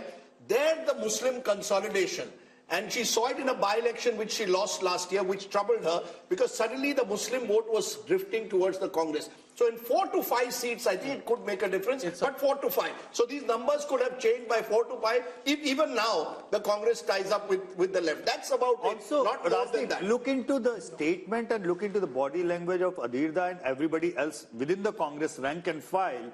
The way their campaign has been, it looks more of anti-Mamta, less of anti-Modi. So they are holding on to whatever they have. They are understanding there is a huge chunk of their vote which is primarily anti-Mamta rather than But I will make again one caveat. Adhir Chaudhary is worried about Adhir Chaudhary. Adhir Ranjan Chaudhary wants to win his own seat. It's not about a Bengal strategy. If there was and this is where the India Alliance gets it horribly wrong. Do you have a strategy for Bengal or do individual leaders dictate terms to you as to how you do it? We must remember Mamata Banerjee has not left India Alliance. So this is the part of tacit understanding also. The left Congress alliance just to prevent the extra BJP getting extra. Oh come on, there is no tacit alliance when Adhir Ranjan Chaudhary comes every week to Kolkata and attacks you in personal terms. There's no tacit alliance between Adhir and Mamta. Let's be very clear. So is he a Trojan horse? It's not about Trojan horse. Mamta is also doing a lot of poaching. By the way, sure. She is, but the point is, one-way street. No, the India Alliance should have decided, this is Mamta's point, who's going to drive your alliance in Bengal? Is Adhir Ranjan Chaudhary going to decide it or am I going to decide it? Congress got 0 seats in a Vidhan Sabha election just a couple of years ago. Can Adhir Ranjan Chaudhary simply to protect his own seat sort of dictate terms to Mamta? It won't happen. I think the India Alliance has singularly failed to have any chemistry on the ground, which is why Mohammed respond to that. It's a notional loss of, I agree with Rajdeep ji. Congress should have formed an alliance with TMC. There would have been a vote transfer because Congress vote is also anti-BJP vote.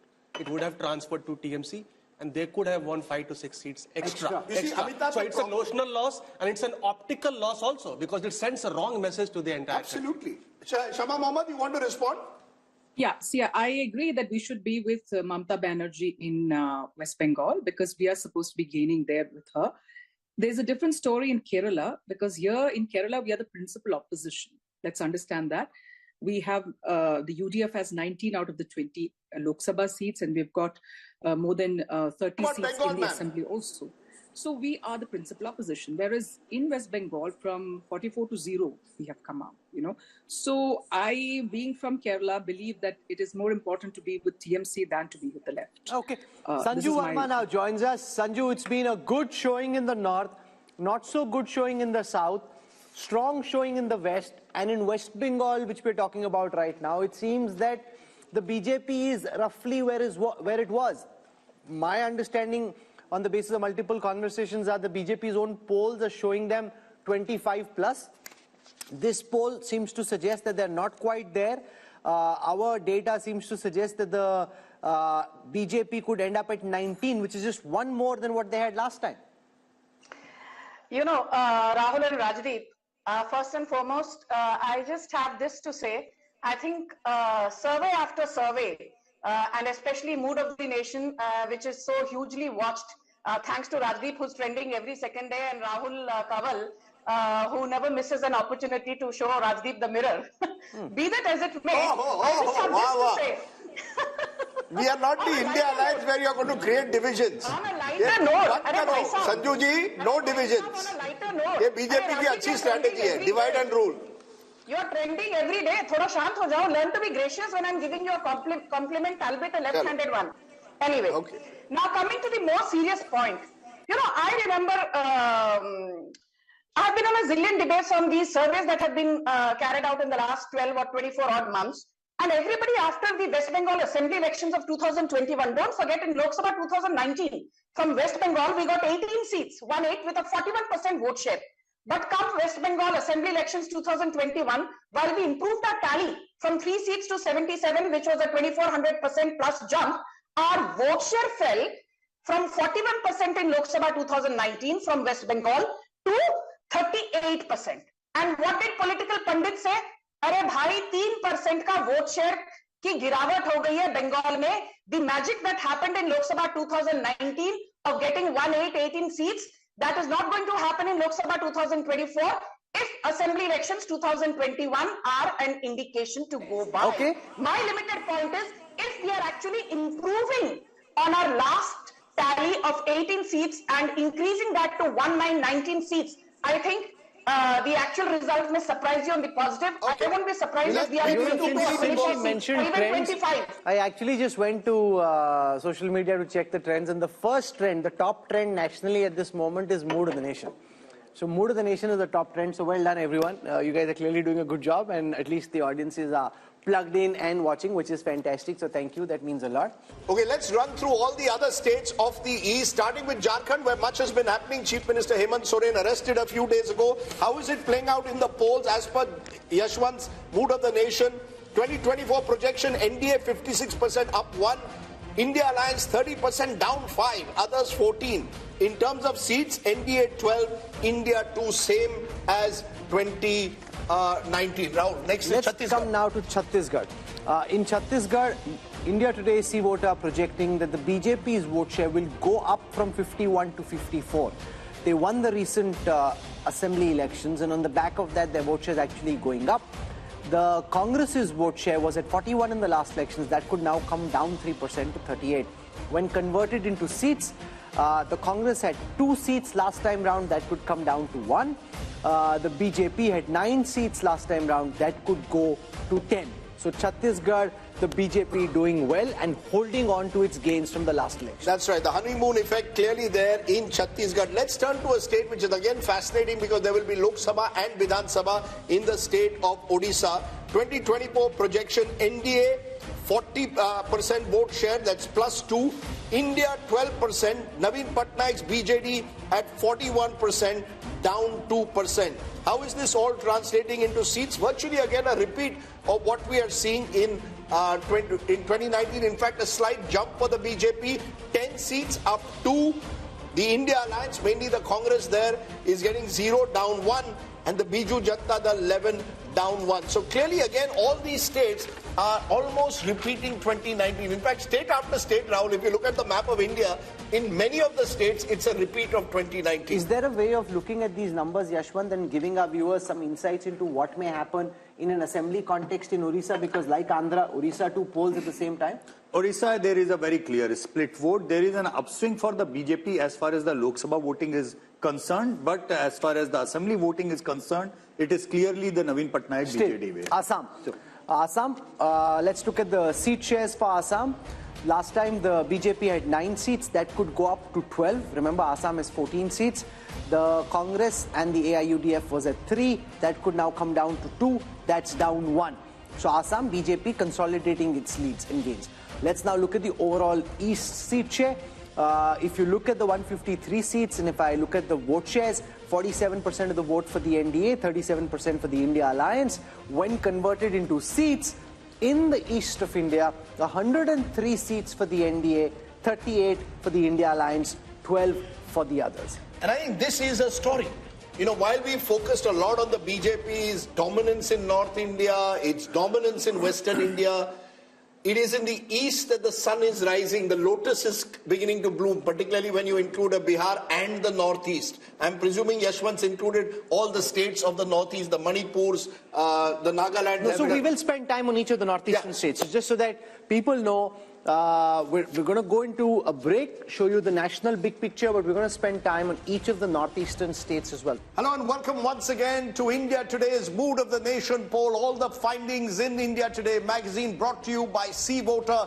We've gone state by state over the last 3 hours. We've gone from the north, south, west and east.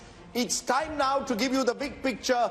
What would happen if general elections, which are not too far away, were held today? Rahul, take it away. Give us the big numbers. Can Narendra Modi do his hat-trick after all?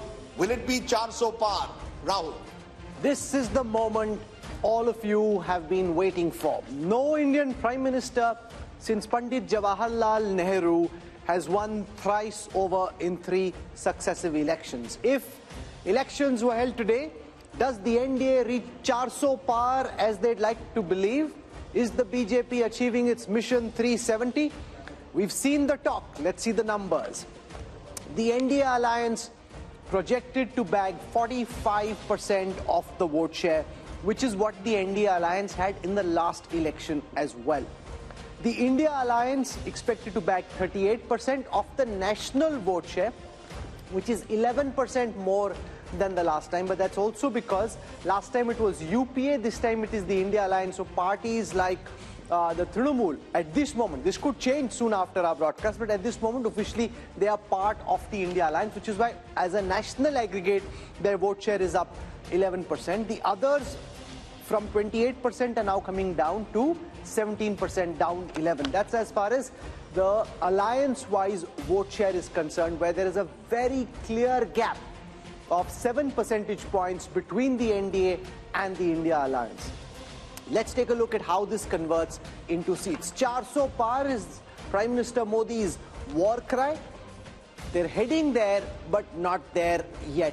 335 is the current projection by C Voter for the India Today group for this Mood of the Nation opinion poll, the last MOTN before the Lok Sabha elections.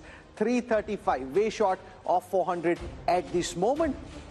This is 18 down from the last election. So if you take all the allies together, they had 18 more last time. They're down at 335 at this moment.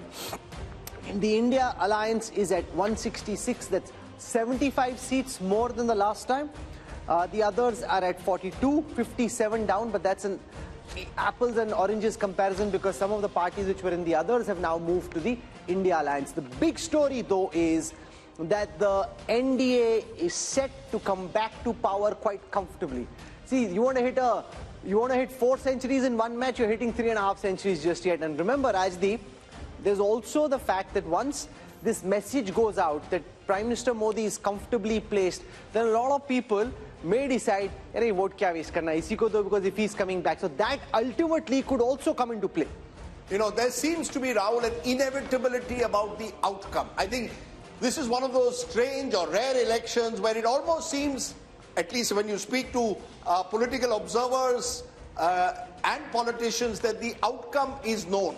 It's a question of where does the NDA, BJP-led NDA end up? Where does the BJP end up? These numbers are showing the BJP is roughly just around where it was in 2019. The NDA is marginally down, but as you said, there could be a bump it could get in the next 2 months because if it campaigns hard and the BJP is known to do that. Plus, could it get more allies? Remember, all of this is before the possibility of a Chandrababu Naidu or an Akali Dal joining in. All of that could take the BJP above 350. I know that there is all this buzz about 400 par. That perhaps will require the perfect storm.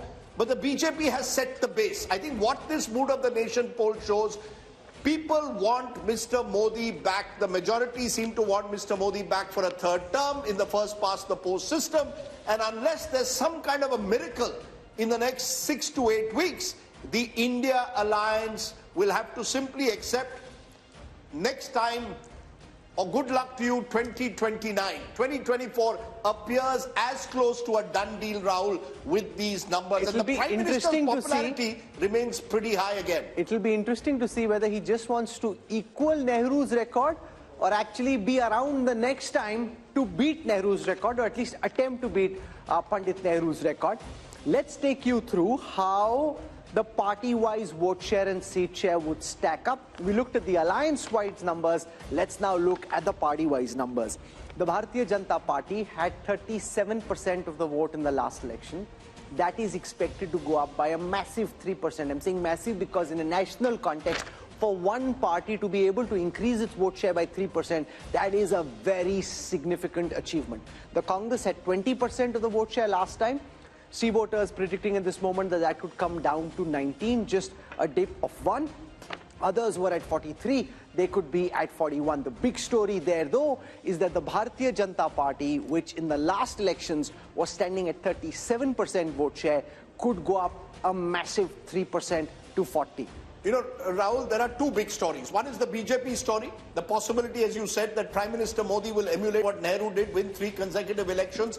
The other story is the Congress Party, losing 3 consecutive elections and its vote share not changing. I keep repeating, there's one figure that stands out for me, Rahul. The BJP got around 7.5 crore votes in 2009.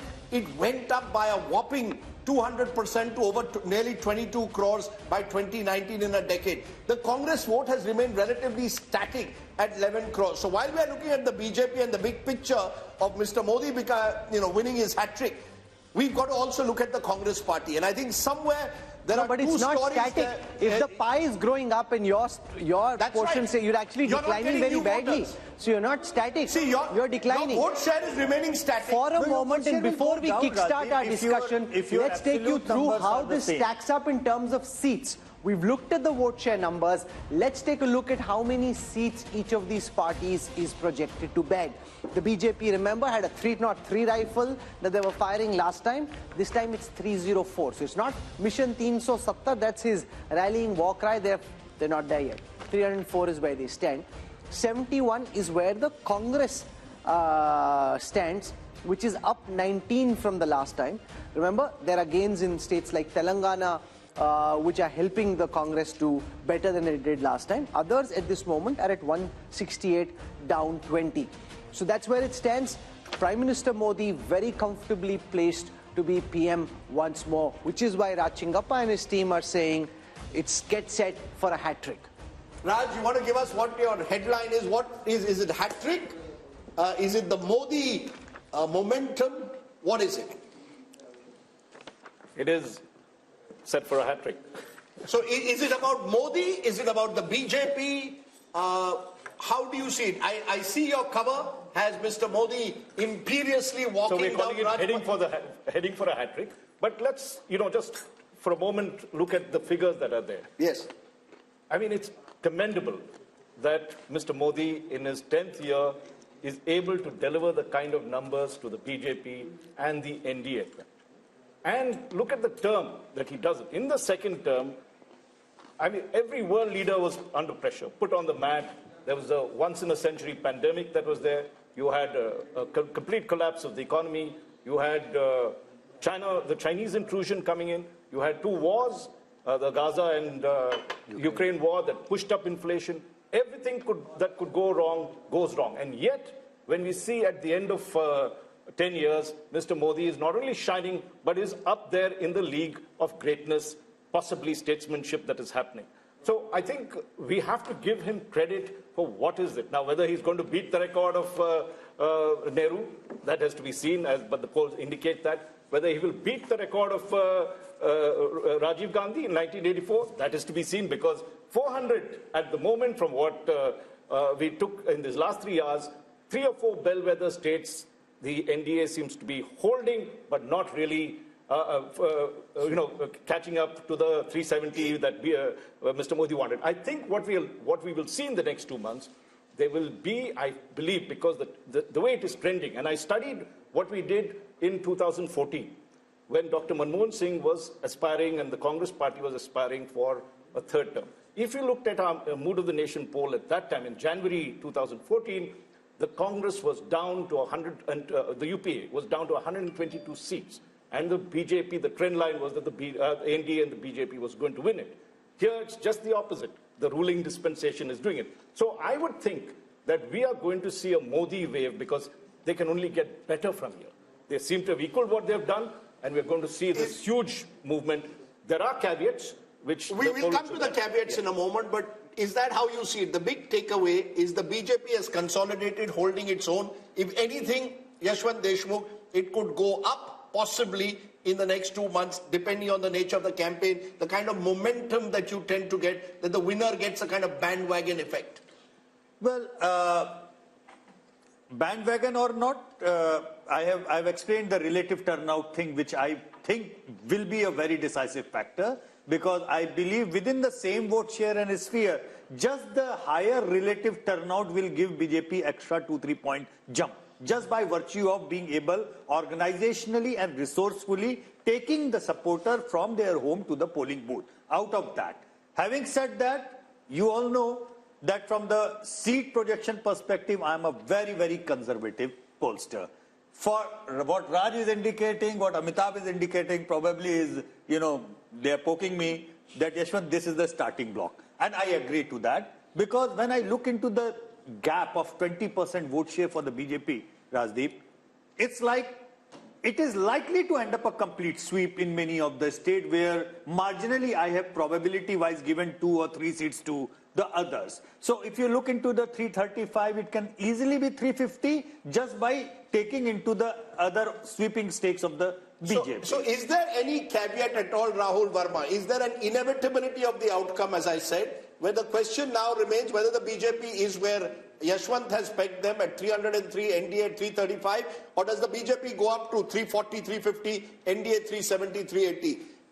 Are these the only two scenarios you see, or is there a possibility of a 2004 miracle that the opposition is holding on to? In Indian politics, there is always possibility, but the other term I'll use is probability. The probability of this now turning in a reverse direction is very, very low. And see what is happening in some ways, just to sort of like add to what Rahul was saying. PM Nehru in his successive elections, 52, 57, 62, Congress vote share did not improve. What is happening with BJP, 31, 37, and now projected is 40, 3 months ahead of election. And given if it's a conservative estimate, BJP being an organizational party can actually pick up more votes. With that kind of vote difference, the seat translation is going to be heavy. And second point, Congress is holding on to its 18% vote share and 70 seats because of its perhaps performance in Telangana and states like that. And we don't know what would conspire in some of these states. If BJP ties up with, say, BRS, Telangana seat tally might change. What happens to the Congress party, Rashid Kidwai? 3 consecutive defeats, 15 years out of power. And while they may get 70 seats as per our poll, that could even come down to 40, 50 if the BJP goes up by 2030. Where does that leave the Congress party? Can it hold together with a third debacle? Yeah. I think, Rajdeep, it may sound a bit odd and bizarre, but the Congress would be very happy to know Yashwant Deshmukh's, finding and mood of the nation that Congress is getting 71 Lok Sabha seats. It will give them a formal position of leader of opposition in the Lok Sabha. Remember, Congress is very easily satisfied party, and that's the one reason why it is going down. On the other side, when Bharat Jodo Yatra, and this is a very big lesson for Rahul Gandhi, when Bharat Jodo Yatra was started in first phase, it was thought that with that yatra, Rahul Gandhi Congress would be able to increase, its vote percentage by 3 to 4%. They were actually hoping for 25%. So it's a very bad news that Congress is not getting vote percentage, no increase in vote percentage. I think individually in states, there will be breakaway Congress factions because nobody wants to be in opposition forever. Amitabh, your big takeaway from these numbers, clearly it shows 2 months before the election, perhaps, as I said, more than any other election, a dead certainty as to who the winner is. I can only compare it with January 2019. January 2019, which is the best comparison to make, the Congress had just won 3 states in North India, and the poll suggested a tightening of the contest. The India Today mood of the nation actually suggested a tightening of the contest. A coalition government for the NDA. A potential coalition government for the NDA. Now we are seeing a clear majority for the BJP. What's your big takeaway? Is Indian politics heading towards some kind of a dominant party system, or is it about Prime Minister Modi being this domineering leader?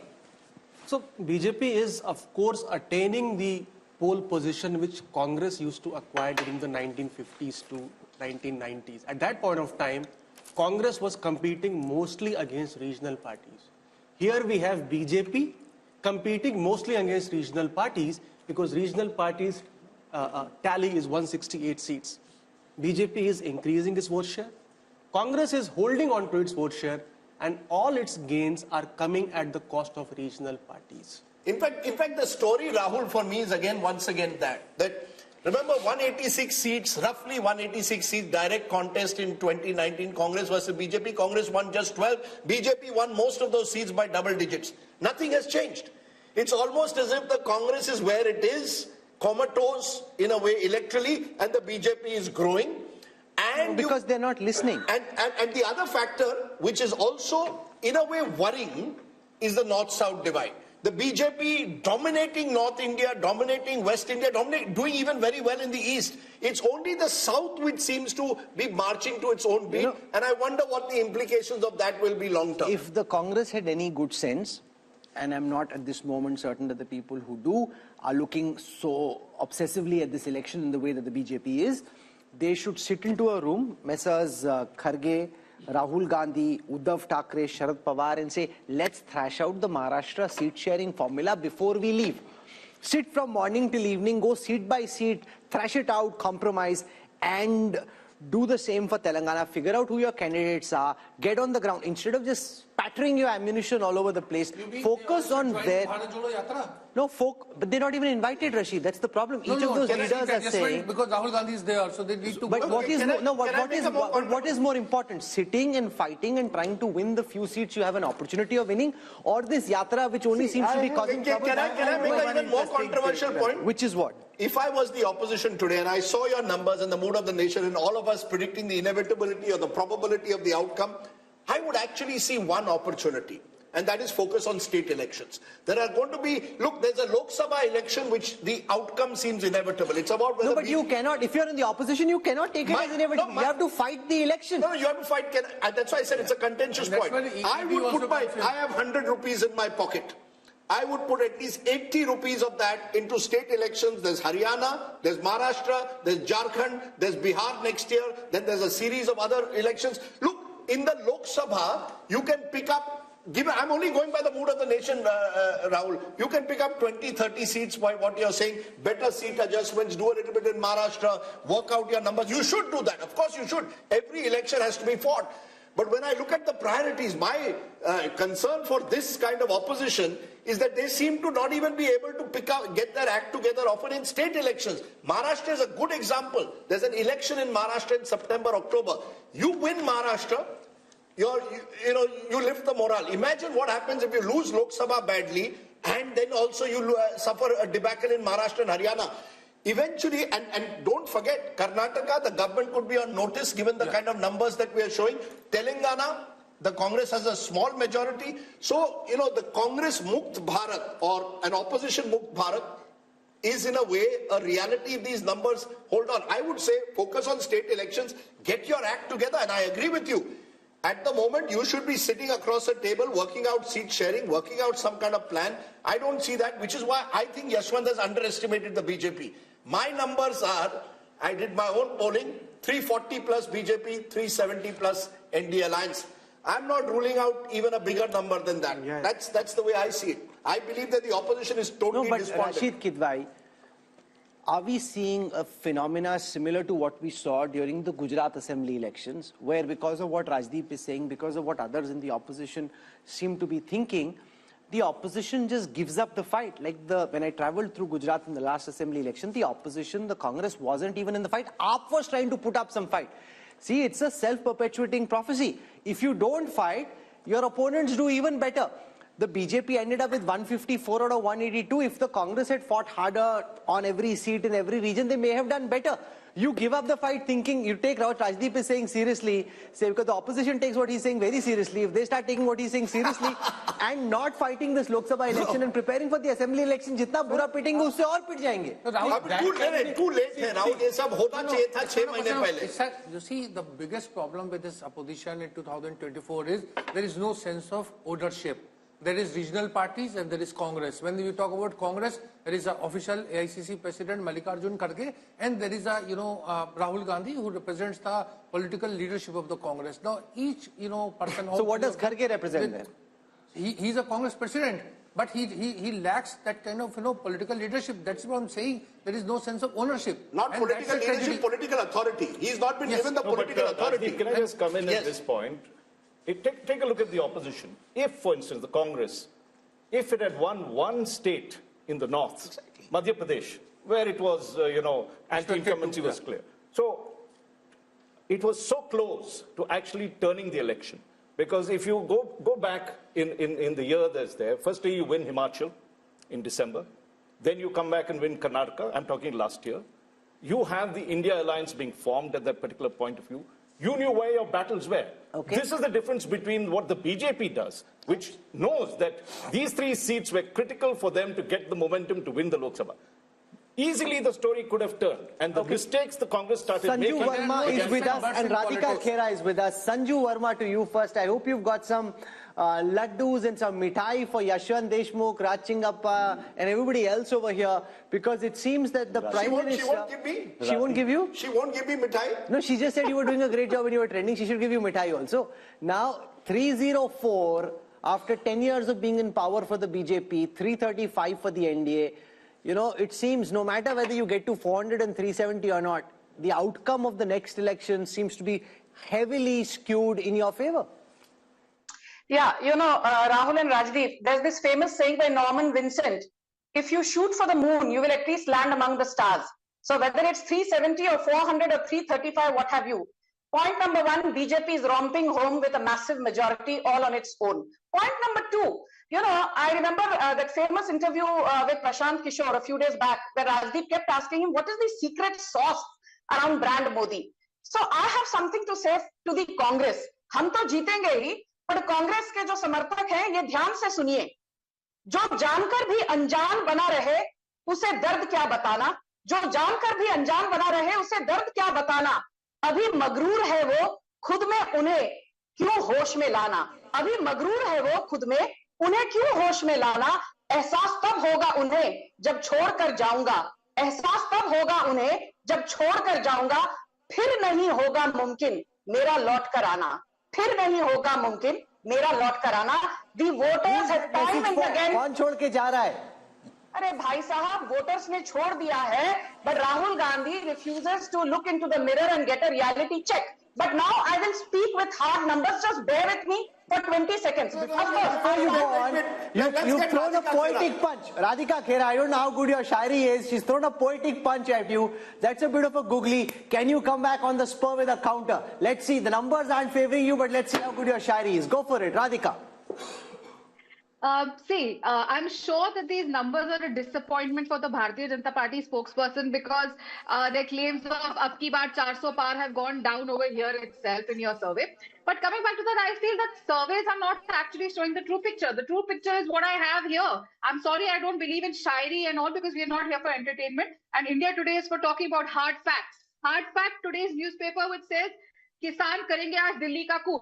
This is the reality of the country today. The reality of the country today is that our wrestlers were sitting outside protesting, and what were they given in return of the protest? Lathia. The reality is that the entire country is reeling under inflation, unemployment, poor law and order. While Modi ji goes and pats himself on the back, I did not speak in between. Sanju Verma, you must allow her to speak. No, please put down Sanju Verma's voice. You must allow her to speak. We are a democratic country, and India Today is a democratic channel where you cannot mute my mic and you will let me speak. You cannot control the opposition over here. Well, coming back, the country is watching how over 100 parliamentarians were suspended for parliament because they were raising their voice. Country is watching everything. Country is watching how governments are being brought down, being scared by the ED. Parties are being broken down and new fractions are being made. Country is watching everything. Yes, there have been disappointments that we've had in the recent elections in Chhattisgarh, Madhya Pradesh and Rajasthan, but all surveys were predicting that Congress was winning Chhattisgarh. And Rajdeep, you even visited Chhattisgarh. The mood of Chhattisgarh was absolutely different on the ground. But something else happened. So I don't think that So I want to go back to Sanju Verma. Sanju, you know, while the overall picture is very rosy, or should I say there are lots of lotuses in the overall national picture, and they're blooming, Maharashtra is a concern, Telangana is a concern, having an alliance in Andhra Pradesh, potentially even Punjab is a concern. And the way that the BJP has been operating, my sense is that they may be looking at these states where they're not doing well and trying to double down and figure out how to make the tactical arrangements to do well here. You know, I will answer your question, and now I hope the courtesy will be extended to me. Ruling party के प्रवक्ता का mic mute नहीं किया जाएगा. You know, Radhika Khera, I agree with her on one thing. She said this is a serious channel. We are not here for entertainment. I completely agree. Entertainment तो राहुल गांधी दे रहे हैं, भरपूर entertainment as part of his Bharat जोड़ो न्याय यात्रा. Then he says, stove में कोयला डालो और स्टव जल जाता. I thought that the stove runs on kerosene or fuel. For the first time, I learned that the stove runs on coal. So please, don't sit here and give me your half-baked knowledge. Now I will come to the hard facts. Rahul, I will not even talk about what, Mr. Arun Puri said in August 2023 These are famous quotes of his, which I really love reading them all over again on every debate.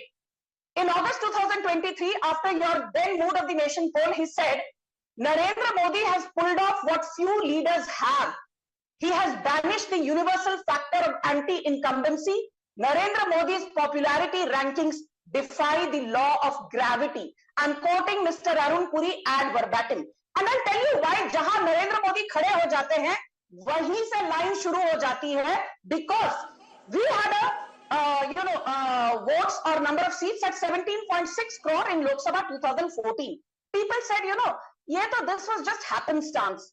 We got the number of seats, winning seats at 23 crore votes. 23 crore people voted for Narendra Modi in 2019, which means there was a 31% increase in our winnable seats between 2014 and 2019. Now, I am not even going to assume that BJP will see a 3% uptick in its vote share from 37 to 40%, as Rahul said. Let us assume that the vote share continues to remain at 37%. It does not rise to 40%. I'm being conservative, despite being an Andh Bhakt and a Modi Bhakt. Despite having a vote share at just 37%, just going by past track record, if you extrapolate the numbers, you will see 30 crore people voting for BJP, assuming a 31% rise in number of seats. And if you assume just a 15% so you made that point, ma'am.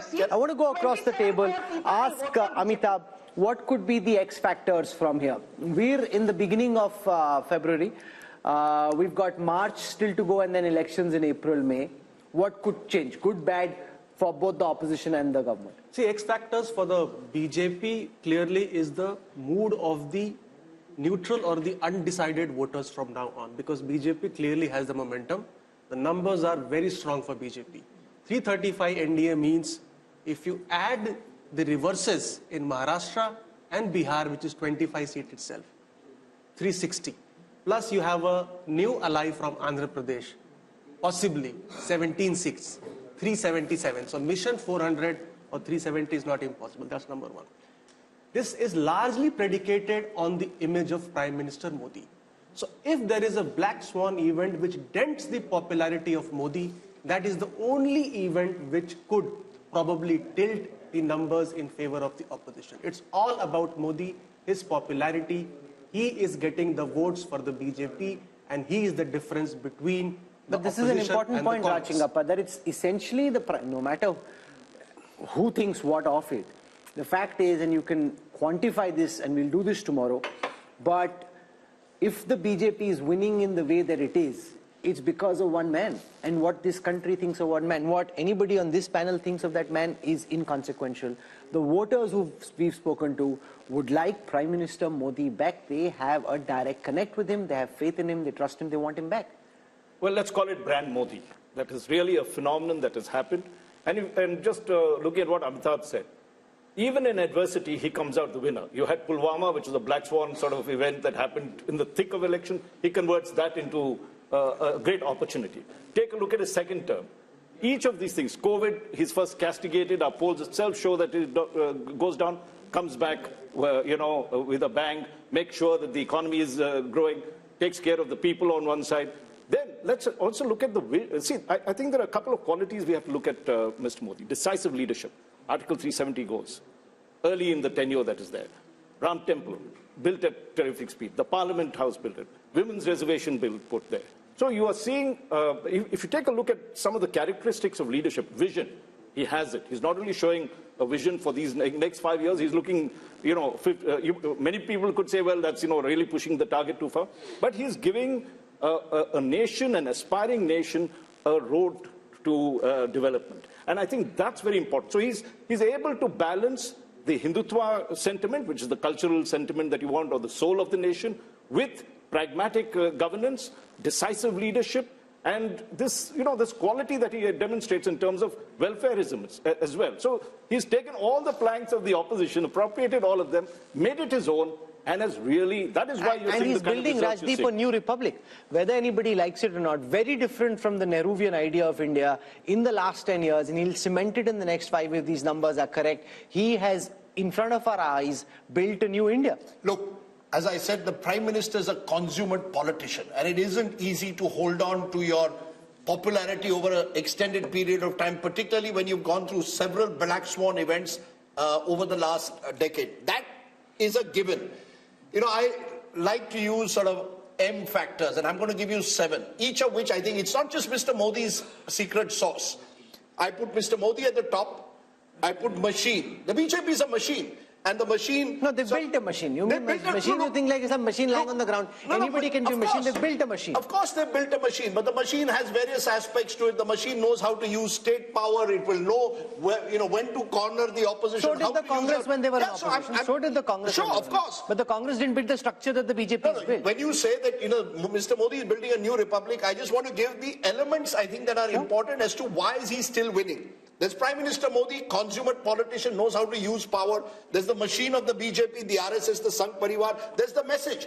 The message, interestingly, look at Mr. Modi's message in the last month since Ram Mandir. He's not focusing on Mandir, he's focusing on Viksit Bharat, talking about infrastructure projects, talking about Amrit Kal. Cleverly knows how to change the goalposts.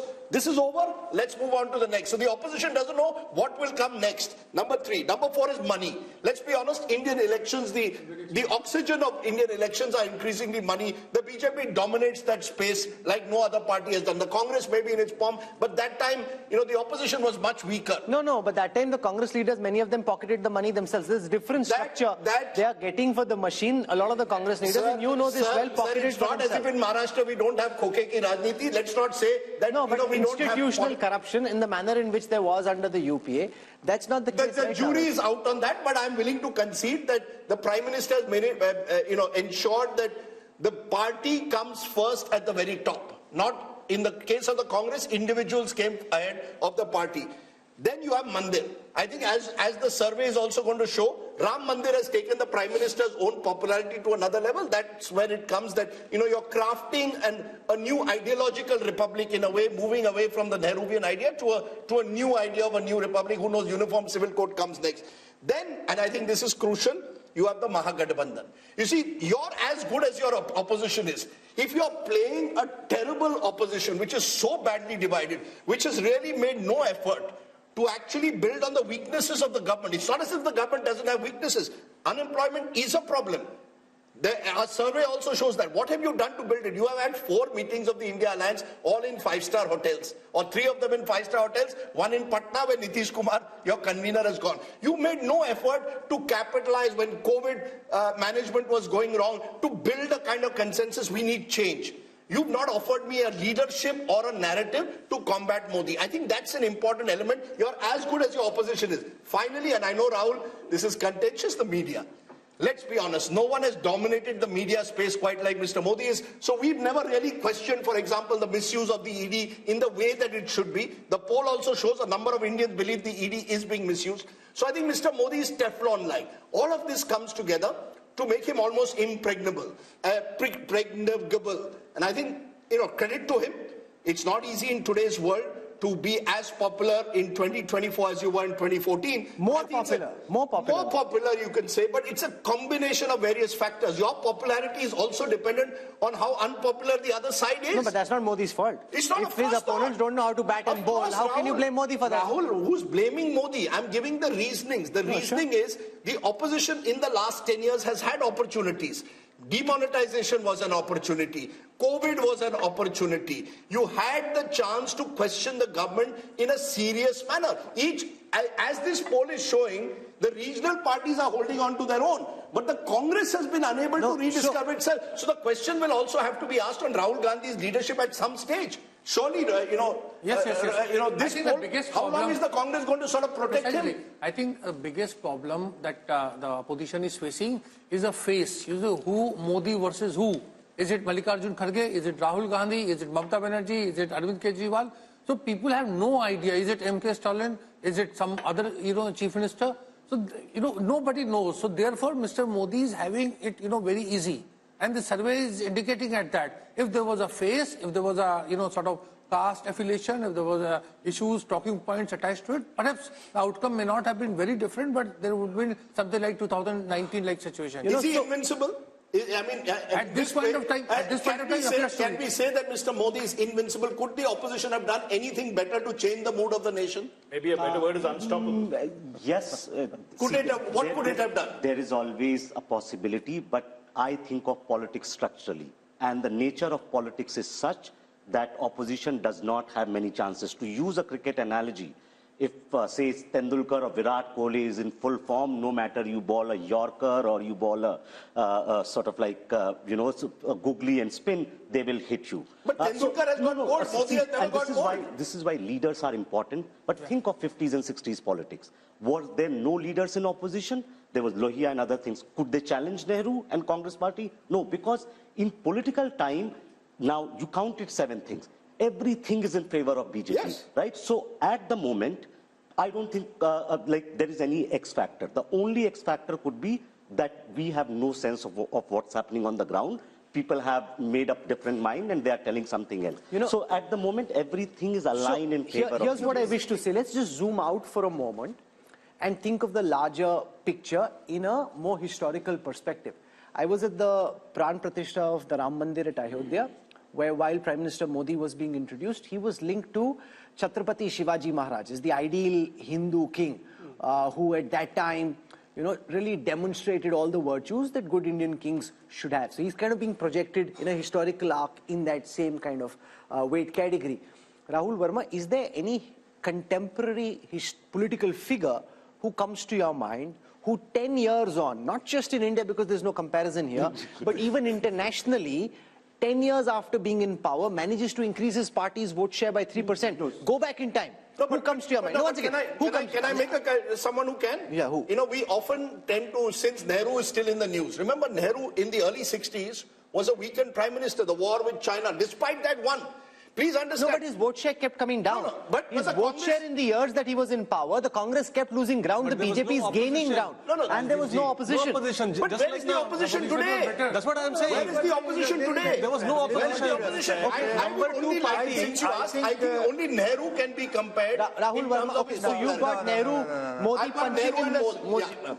From a party who got us independence, that kind of goodwill to Congress party after 47, with all the heavyweights of our freedom struggle on the Congress side, let's be very, very honest, the 52-53 mandate was not Mr. Nehru's mandate. 62 I'm talking about. 62, yes. But the vote share dipped.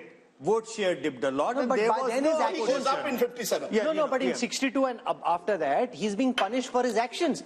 The people in India at this moment are rewarding Modi and the BJP for what they are seeing, far from punishing. Let's spend some time on this. Historically, who comes to your mind? Yashwant Deshmukh? No, nobody. I mean, nearest that from the...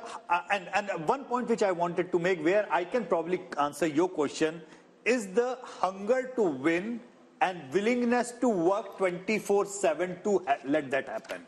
And that thing, only person which comes to my mind is Mrs. Indira Gandhi. Yes. Besides that, no other prime minister in India had a hunger to win. I'm not restricting this conversation, Raj Chingappa, to India. Raj Chingappa, in a historical context, who comes to your mind? Somebody democratically elected. Only an authoritarian leader who knows how to fix, who knows how to fix the mandate across the world. How is he fixing the mandate? No, I'm not talking about Modi. I'm talking the only, when you say, give me an example parallelly.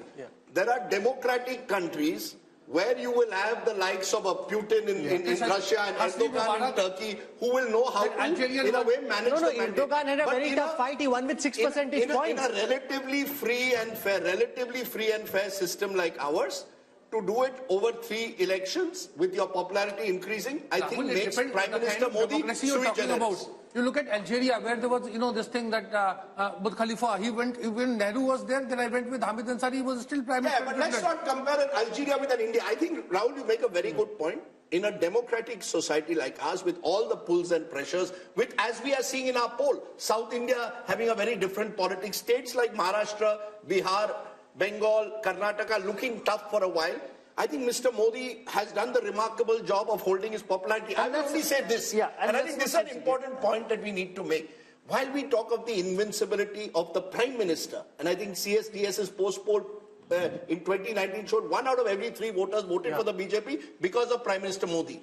The BJP itself is not invincible. Is not invincible. That's why I made the slightly controversial point that if I was the opposition, I would focus on states. When Mr. Modi is not on the ticket, the BJP is weakened. You want a strategy for the future? Start from the states. The problem is you're going to make this, the India Alliance has come into this 2024 election with no clue of how they want to face up to Mr. Just Modi. to remind the viewers, Rahul, once and again, we are so damn focused on 14, 19 and probability of 24 that we are forgetting the fact that BJP as a party has lost 50% of the elections in this country in the last 10 years.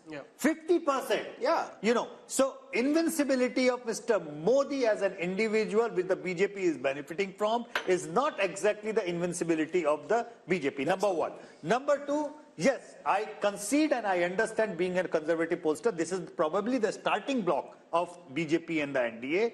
And majority of our polling was happened before the Ayodhya Pran Pratishtha. That impact has to come in, and with the way they are looking out for alliance partners and the way they are going about it, this can only go up. Having said that, if you will ask me if there is any, I don't see a black swan because nobody can predict a black swan, but one red flag, that is the complacency factor. Complacency factor was the factor which caused them. Are they looking complacent to you? No, they are not. But 2004, urban areas, the turnout dropped by 18%, and that caused the BJP. Modi is no Vajpayee. That's precisely what I was trying to say. They have learned their lessons pretty hard, and neither Modi is Vajpayee, nor Mr. Bhagwat is Mr. Sudarshan. Sure. Both the factors are remaining. Can I give you a very interesting anecdote? Just this morning, I was told by an MP, Parliament has been extended by a day. The BJP is going to put out a white paper on what the Congress did over 10 years. क्या जरूरत है अगर 300 seat मिल रहे हैं? What to put white paper? लगता है desperate है. मैंने कहा desperate नहीं है. They want to take that 320, 330 that the mood of the nation is good because he wanted to know the numbers. 320, 330 to 370, 375. एक दिन भी नहीं छोड़ना है Parliament का. If we can get an extra Saturday in, where all the TV channels for 7-8 hours will talk about this white paper, keep the mahal going. So there is no complacency.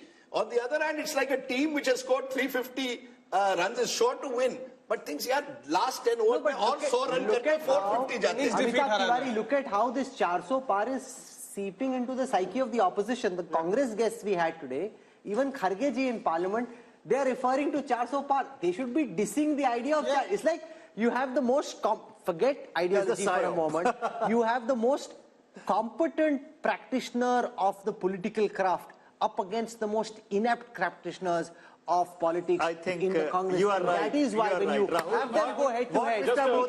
What Modi did, sorry, Raj, just a quick point. I think one, when you look at what he's done in terms of 370 and 400 for the NDA, he's addressing what the concerns Yashwant was talking about. He has pushed the bar even further, higher and better. So, and today you feel he's getting 303 and he shouldn't be getting 400. No, but you heard what Rashid said. The second point. Congress will be happy with this. The second point I would like to make. Choda point. Yes. Rashid. See, the Congress thinks that if India Today and Yashwant Deshmukh are saying 71, it means Congress is well past 100 seats. That's how they're thinking. Yeah. No, I just have a quick addition to this one. You were asking about who else would you... I think Mr. Modi is in a league of his own. And internationally. Internationally, yes. And see, we are the world's largest democracy. I think we have produced great leaders. Precisely. You may not agree with Nehru or what he did. Come at the hour, it was Nehru. Come at the hour, this time, it was Modi. And I think we must, in many sense, commend that rather than bring comparisons Indira Gandhi. No, so Nehru is one comparison. I'm saying go internationally, Raj, with all the expertise and experience. You see, there, you could get other kinds of leaders who had just held on to power. In the recent power, probably you can't have any comparison with American presidents because they have to give up their terms in two terms. You might end up with a Putin, Erdogan, and all those. These are not the kind of leaders you'd like to match this. Or even Xi Jinping, the other side, right? He's also there, but of course a completely different system. So if you really look in terms of democratic nations, as I said, he's in a league of his own. I don't think we need to bring comparisons. Here's a person, as Rajdeep described, we had talked of leadership. We have to appreciate that. May like him, may not like him.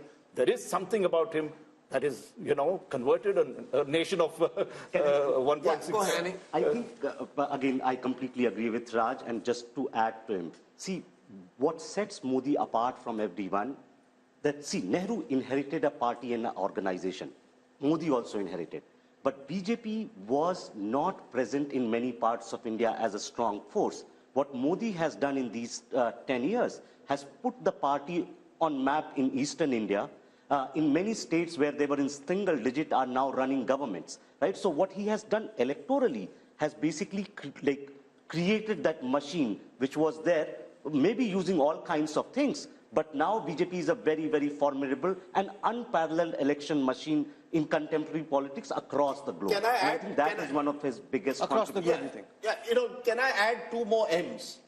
Interesting. One is middle class. I remember Arun Jaitley telling me this 10 years. He says, as India becomes more and more middle class country, he believed that the BJP was there at the right place, right tap to capture on the energies of this middle class. I believe post 1991, ironically, the Congress party didn't capitalize on the zeitgeist of this new India. They went in the other direction when they should have actually taken credit for Manmohanomics, built this middle class constituency. Look at across urban India, and as India gets more and more urbanized, look at BJP's performance across urban areas. Mr. Modi is popular in both rural and urban. We forget the Labharti scheme and the impact that has had, direct benefit transfer, using it to put money in people's hands. But I think middle class has become a core constituency of the BJP, and they've built around that. And whether we like it or not, it may be the elephant in the room to some majoritarianism. Particularly in North India, there is a sense of a Hindu majority. The point you made, a new republic, somewhere it's the Hindu assertion. That also is a major factor. When I add Labharti and Hindu assertion, I don't think you can win an election. But which government in the past, Rajdeep, has spoken of making India a developed country and set a timeline for it? Sure. And actually then mobilize the will and try to build the circumstances which allow us to move in that direction. This is the only other government that I know. Rahul, I want to only put one small caveat, which is there are areas of darkness in this country. Let's be honest. Whether it's the ethnic but there are areas of darkness in the United States. There are areas of darkness in Europe. Rahul, just as I believe the middle class has arrived, unemployment is a serious crisis. It's going to get worse in the era of automation. And education systems will not be able to match what the new market needs. I just think let's not say that we've reached there. No, Mr. Modi is offering a dream.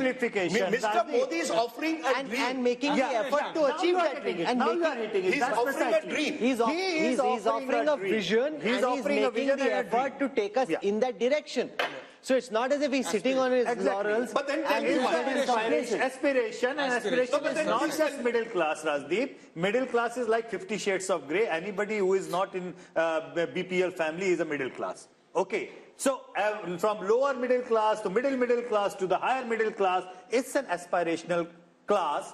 And he is a person who is showing a vision and a dream that, okay, you are maybe suffering, but what the India which I'm trying to make will be a great India for your kids, your grandchildren. And he's working towards that. But then tell me, if this was also perfect, the double engine, as we saw in certain states, doesn't work. I think India is too complicated to reduce it to, Modi's captured the attention of all of India in every election. That's why he's captured it in a presidential style. In elections, increasingly are presidential at the national level. Mera leader kaun hoga? Mera prime minister kaun hoga? Mr. Modi, with his consummate ability as a communicator, and the point I keep making, Rahul, which Prashant Kishore also now makes, Mr. Modi's been around 50 years in politics. He's seen various, these black swan events, you're able to conquer sometimes through your past experience. It's like a journalist. If you've been 40 years, we can do live program. Pehle saal, it was a struggle.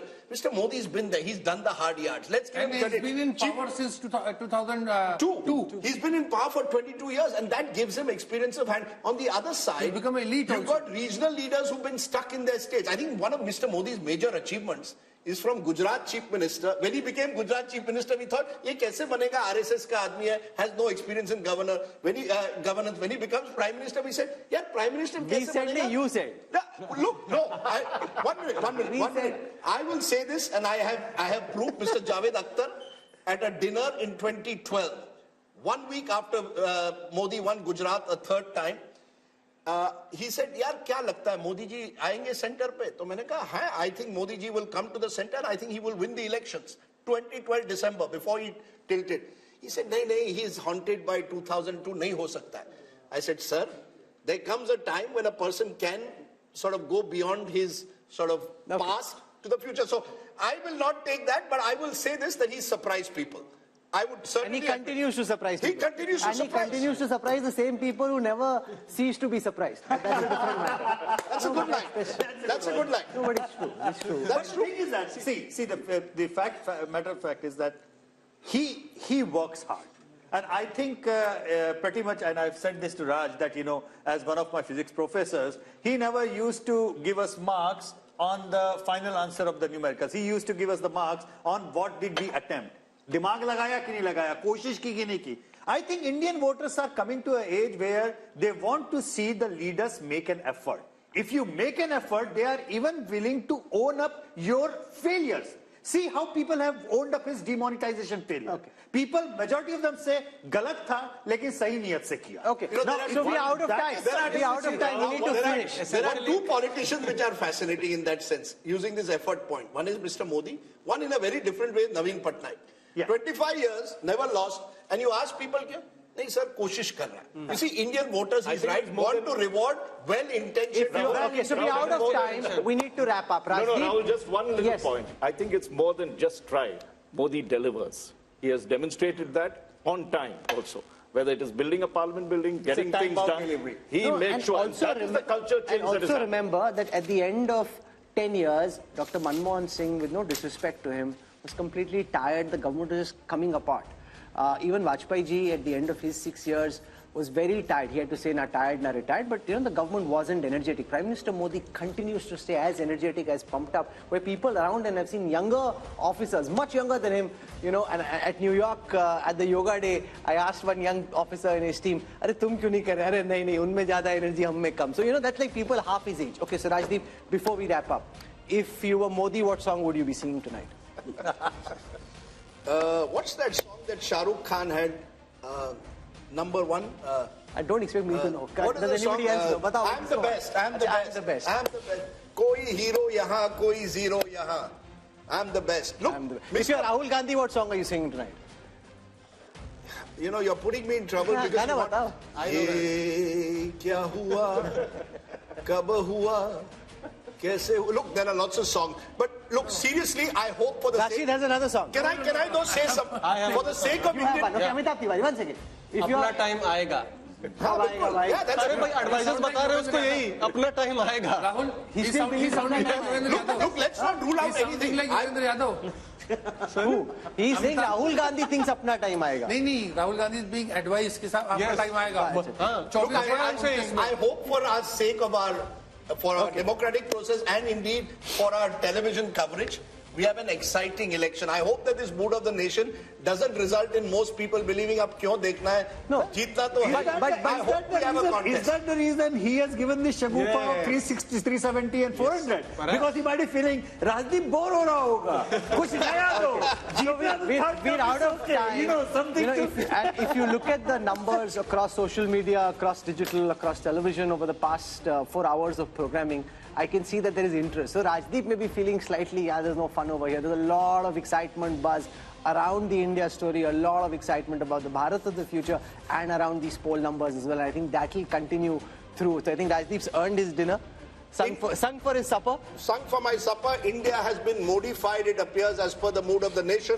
We'll wait and see what the voter really wants. This was simply a teaser to what might be lying ahead. So day 2 tomorrow. A lot of detail on impact of Ayodhya, the impact of Nitish Kumar switching in Bihar, the performance report card of the Prime Minister, his government, the opposition, all that and more coming up in part 2 of the India Today Mood of the Nation all through the day tomorrow. So we'll see you again.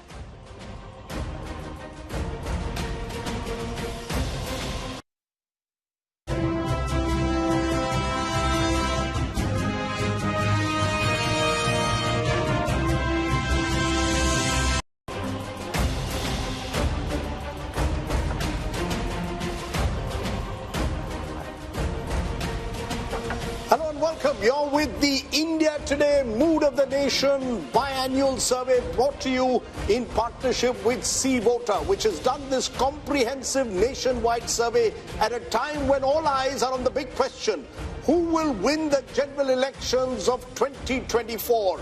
That's the question that we're going to answer in a detailed manner this time, but not just the big picture. We'll be going state by state to bring you all the results you've been waiting for. This is the last Mood of the Nation opinion poll before the general elections of 2024, which is what makes this that much more important, and so much rides on the results of this Mood of the Nation opinion poll.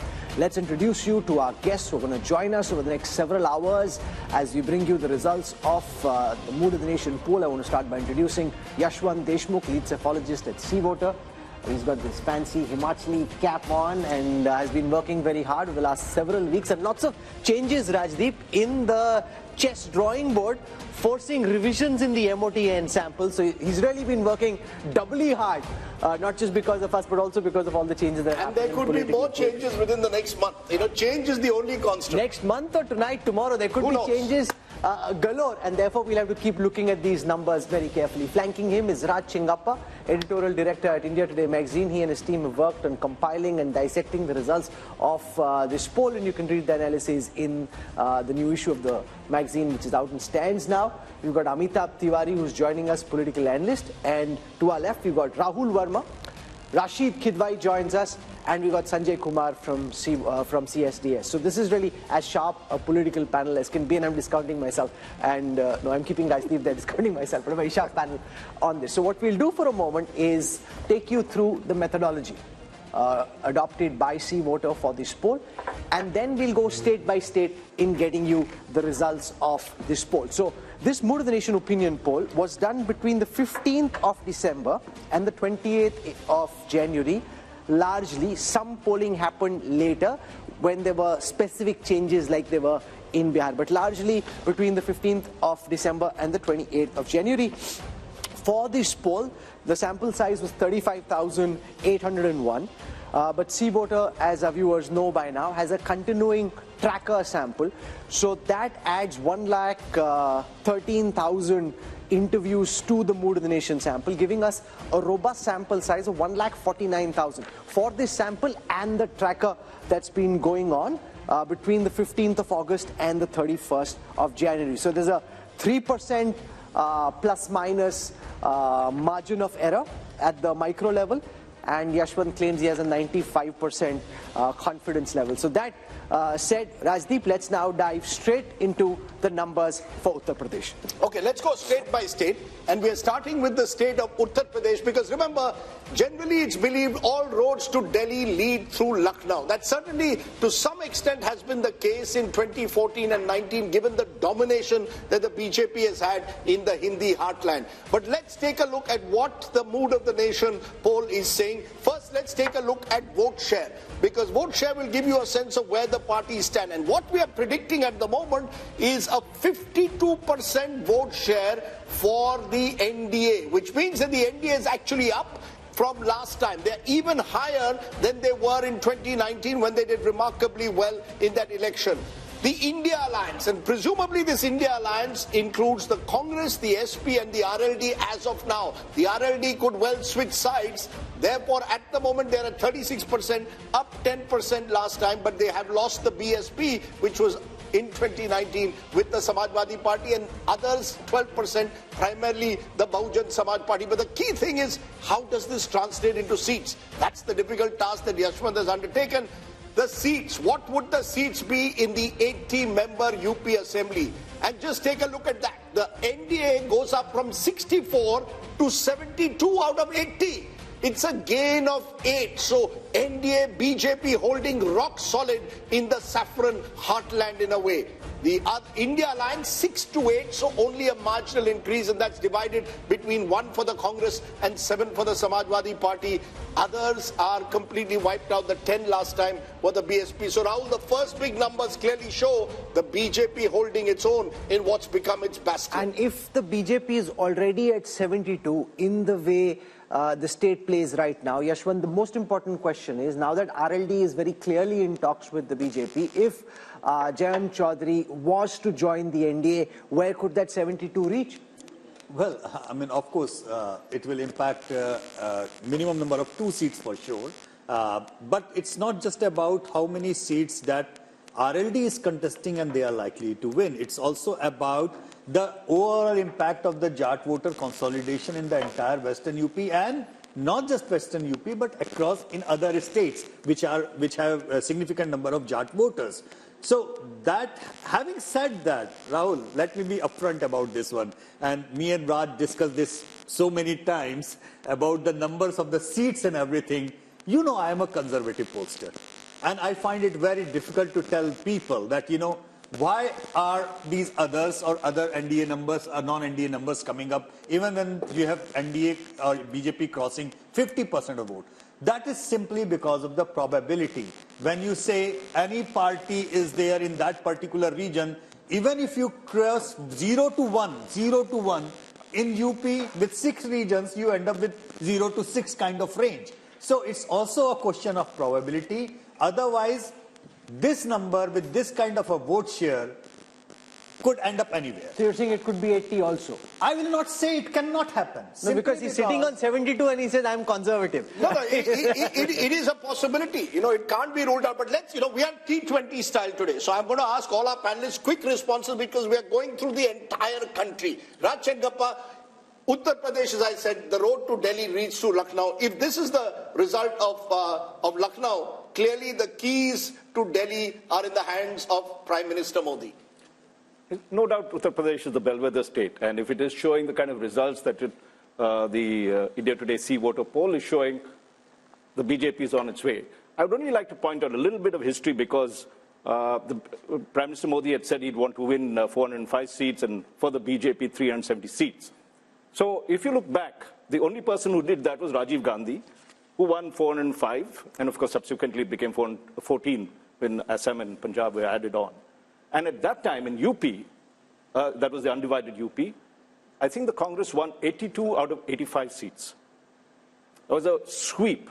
Now, if we are going by these figures, and as they've touched 50%, I'm sure the other pollsters would say that the BJP would require to max in Uttar Pradesh if it has to get its target of 370 that it wants. Remember, those two elections are very different, Amitabh Tiwari, because the 84 election was held in the aftermath of the assassination of then Prime Minister Indira Gandhi. It was an election won largely on the back of sympathy. Here is Prime Minister Modi, who's been in power for 10 times. This is not a empathy, sympathy vote. This is a performance vote. If you end up 72, or if Yashwant says could be even higher, that would be the most incredible performance imaginable. Yeah, so if these numbers hold true, if you see whatever is BSP's loss of 10 seats is largely accruing into the tally of the BJP. BJP is gaining 10 seats at the expense of BSP. So if these numbers hold true, then what is clearly being shown is that it is largely a pro-incumbency vote. It is a pro-Modi vote, it's a pro-development vote, it's a pro-vote for his policies and the way he has handled the economy. But are you surprised because Rahul Verma, Uttar Pradesh was for a long time, for about 30 years, completely fragmented. Now suddenly, since 2014, the BJP has come to dominate the state, 2 general elections, 2 assembly elections, and now you could have a 3rd general election. Is the BJP therefore entering into UP, much like it was in Gujarat, a completely dominant party, 50% more, 50% vote and more, suggests a dominant state? Absolutely, Rajdeep. One reason for fragmentation in the 90s and early 2000s was that there were at least 4 credible players that were present. BJP, Congress, SP and BSP, the regional parties were very, very strong. Over a period of time, Congress declined and also BSP declined. So why Yashwant is saying that the numbers are conservative? Because this time BSP is moving out and they are still holding on to 10% or some vote share there, which means that actually the numbers could be much more than 75, even touching 70. No, but here's the thing. It reflects the continuing trend of elections becoming bipolar. Remember, the BSP, according to Yashwant's analysis, is projected to come down from 19% vote share last time to 8% this time. That's 11% down. And this is a party which in 2007 had won 200 plus seats. So that just shows how the BSP has ceded ground to now become a rump. 8% Sanjay Kumar for the once mighty BSP just shows that for time to come, elections in UP will be BJP on the one side and Samajwadi Party on the other, with a much weaker Samajwadi Party against a much stronger BJP. Rahul, we need to understand why elections are becoming bipolar not only in UP but in Bihar and many other states. because I get a sense that the entire election now is being contested in the name of Prime Minister Narendra Modi. I don't see this election as a contest between Rahul Gandhi and Narendra Modi or Narendra Modi versus any other leader. It is a referendum on how do you rate the performance of Prime Minister Narendra Modi. So people are divided on two axes, pro-Modi, anti-Modi. And you see the election becoming bipolar on this, not on the issues, but largely on this factor. If you are on pro-Modi side, you tend to align, your party tend to align with NDA, and if you are anti-Modi, you tend to align with the UPA, or if you are not able to align with the UPA, then you go alone. But that is what is happening in UP. But where does this lead, therefore, the India alliance, Rashid Kidwai? Because you've got a situation where you are tying up with the Congress and Samajwadi Party tying up.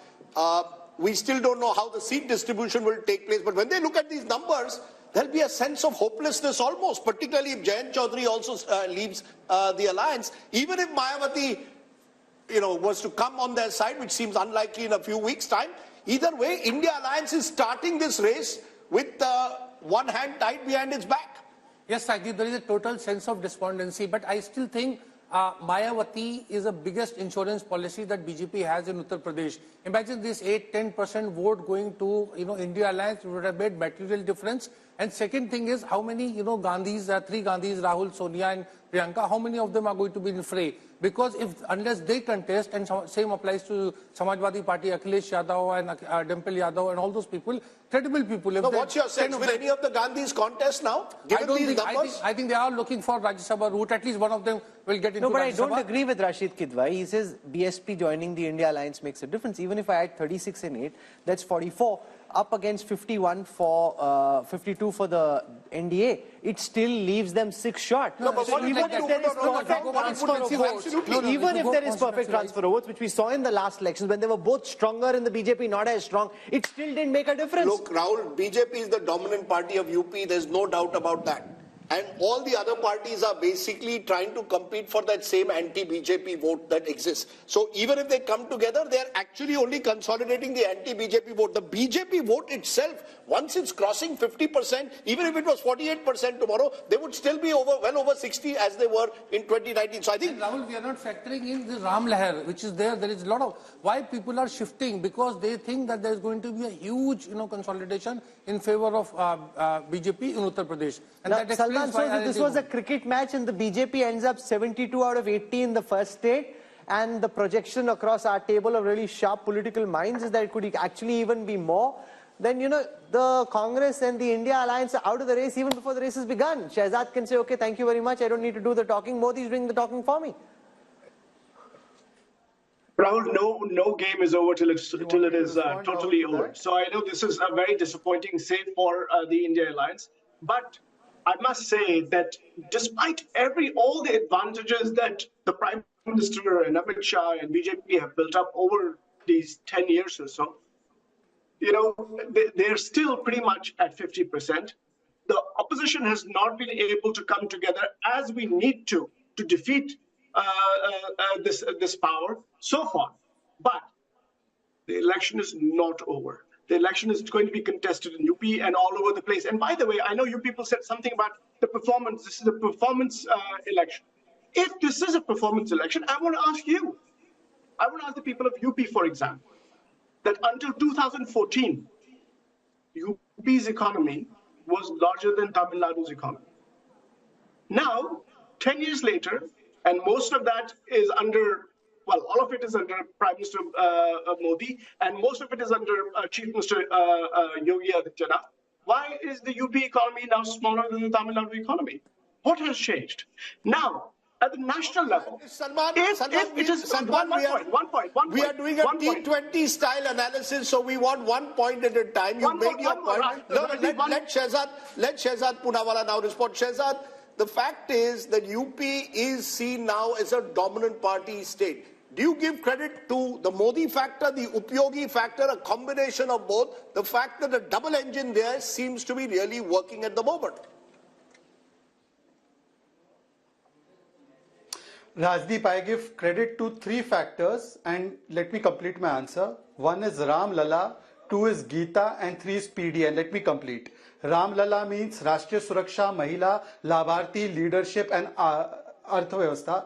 Gita means growth, information, innovation, infrastructure, technology and Atmanirbhar Bharat. And PDA means performance, delivery and aspiration. Today, Rajdeep, Modi ji and Yogi ji have converted the vocabulary of people like you from anti-incumbency to pro-incumbency, where even the most critical cynics like Yogendra Yadav and Rajdeep Sardesai in the democratic newsroom also have to say that BJP ko सबसे ज्यादा number मिलेंगे ही. This kind of conversion happens when time after time the people see the leadership and the performance of the party on the ground and overall, because we have a mission and a vision. We are not people of commission, corruption, ambition and family profession, and therefore I give credit to Ram Lalla, Geeta and PDA.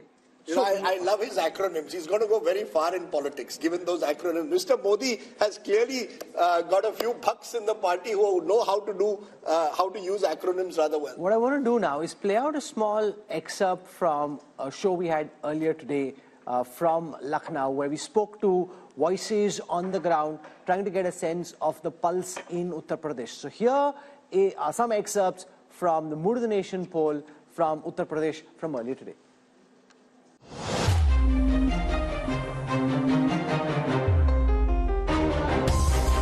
Joining you from the city of Lucknow, and once again, if political cliches could hold true, nothing. विपक्ष की जल गई है एकता की रस्सी, इसलिए Bhajpa UP में जीतेगी 80 में 80।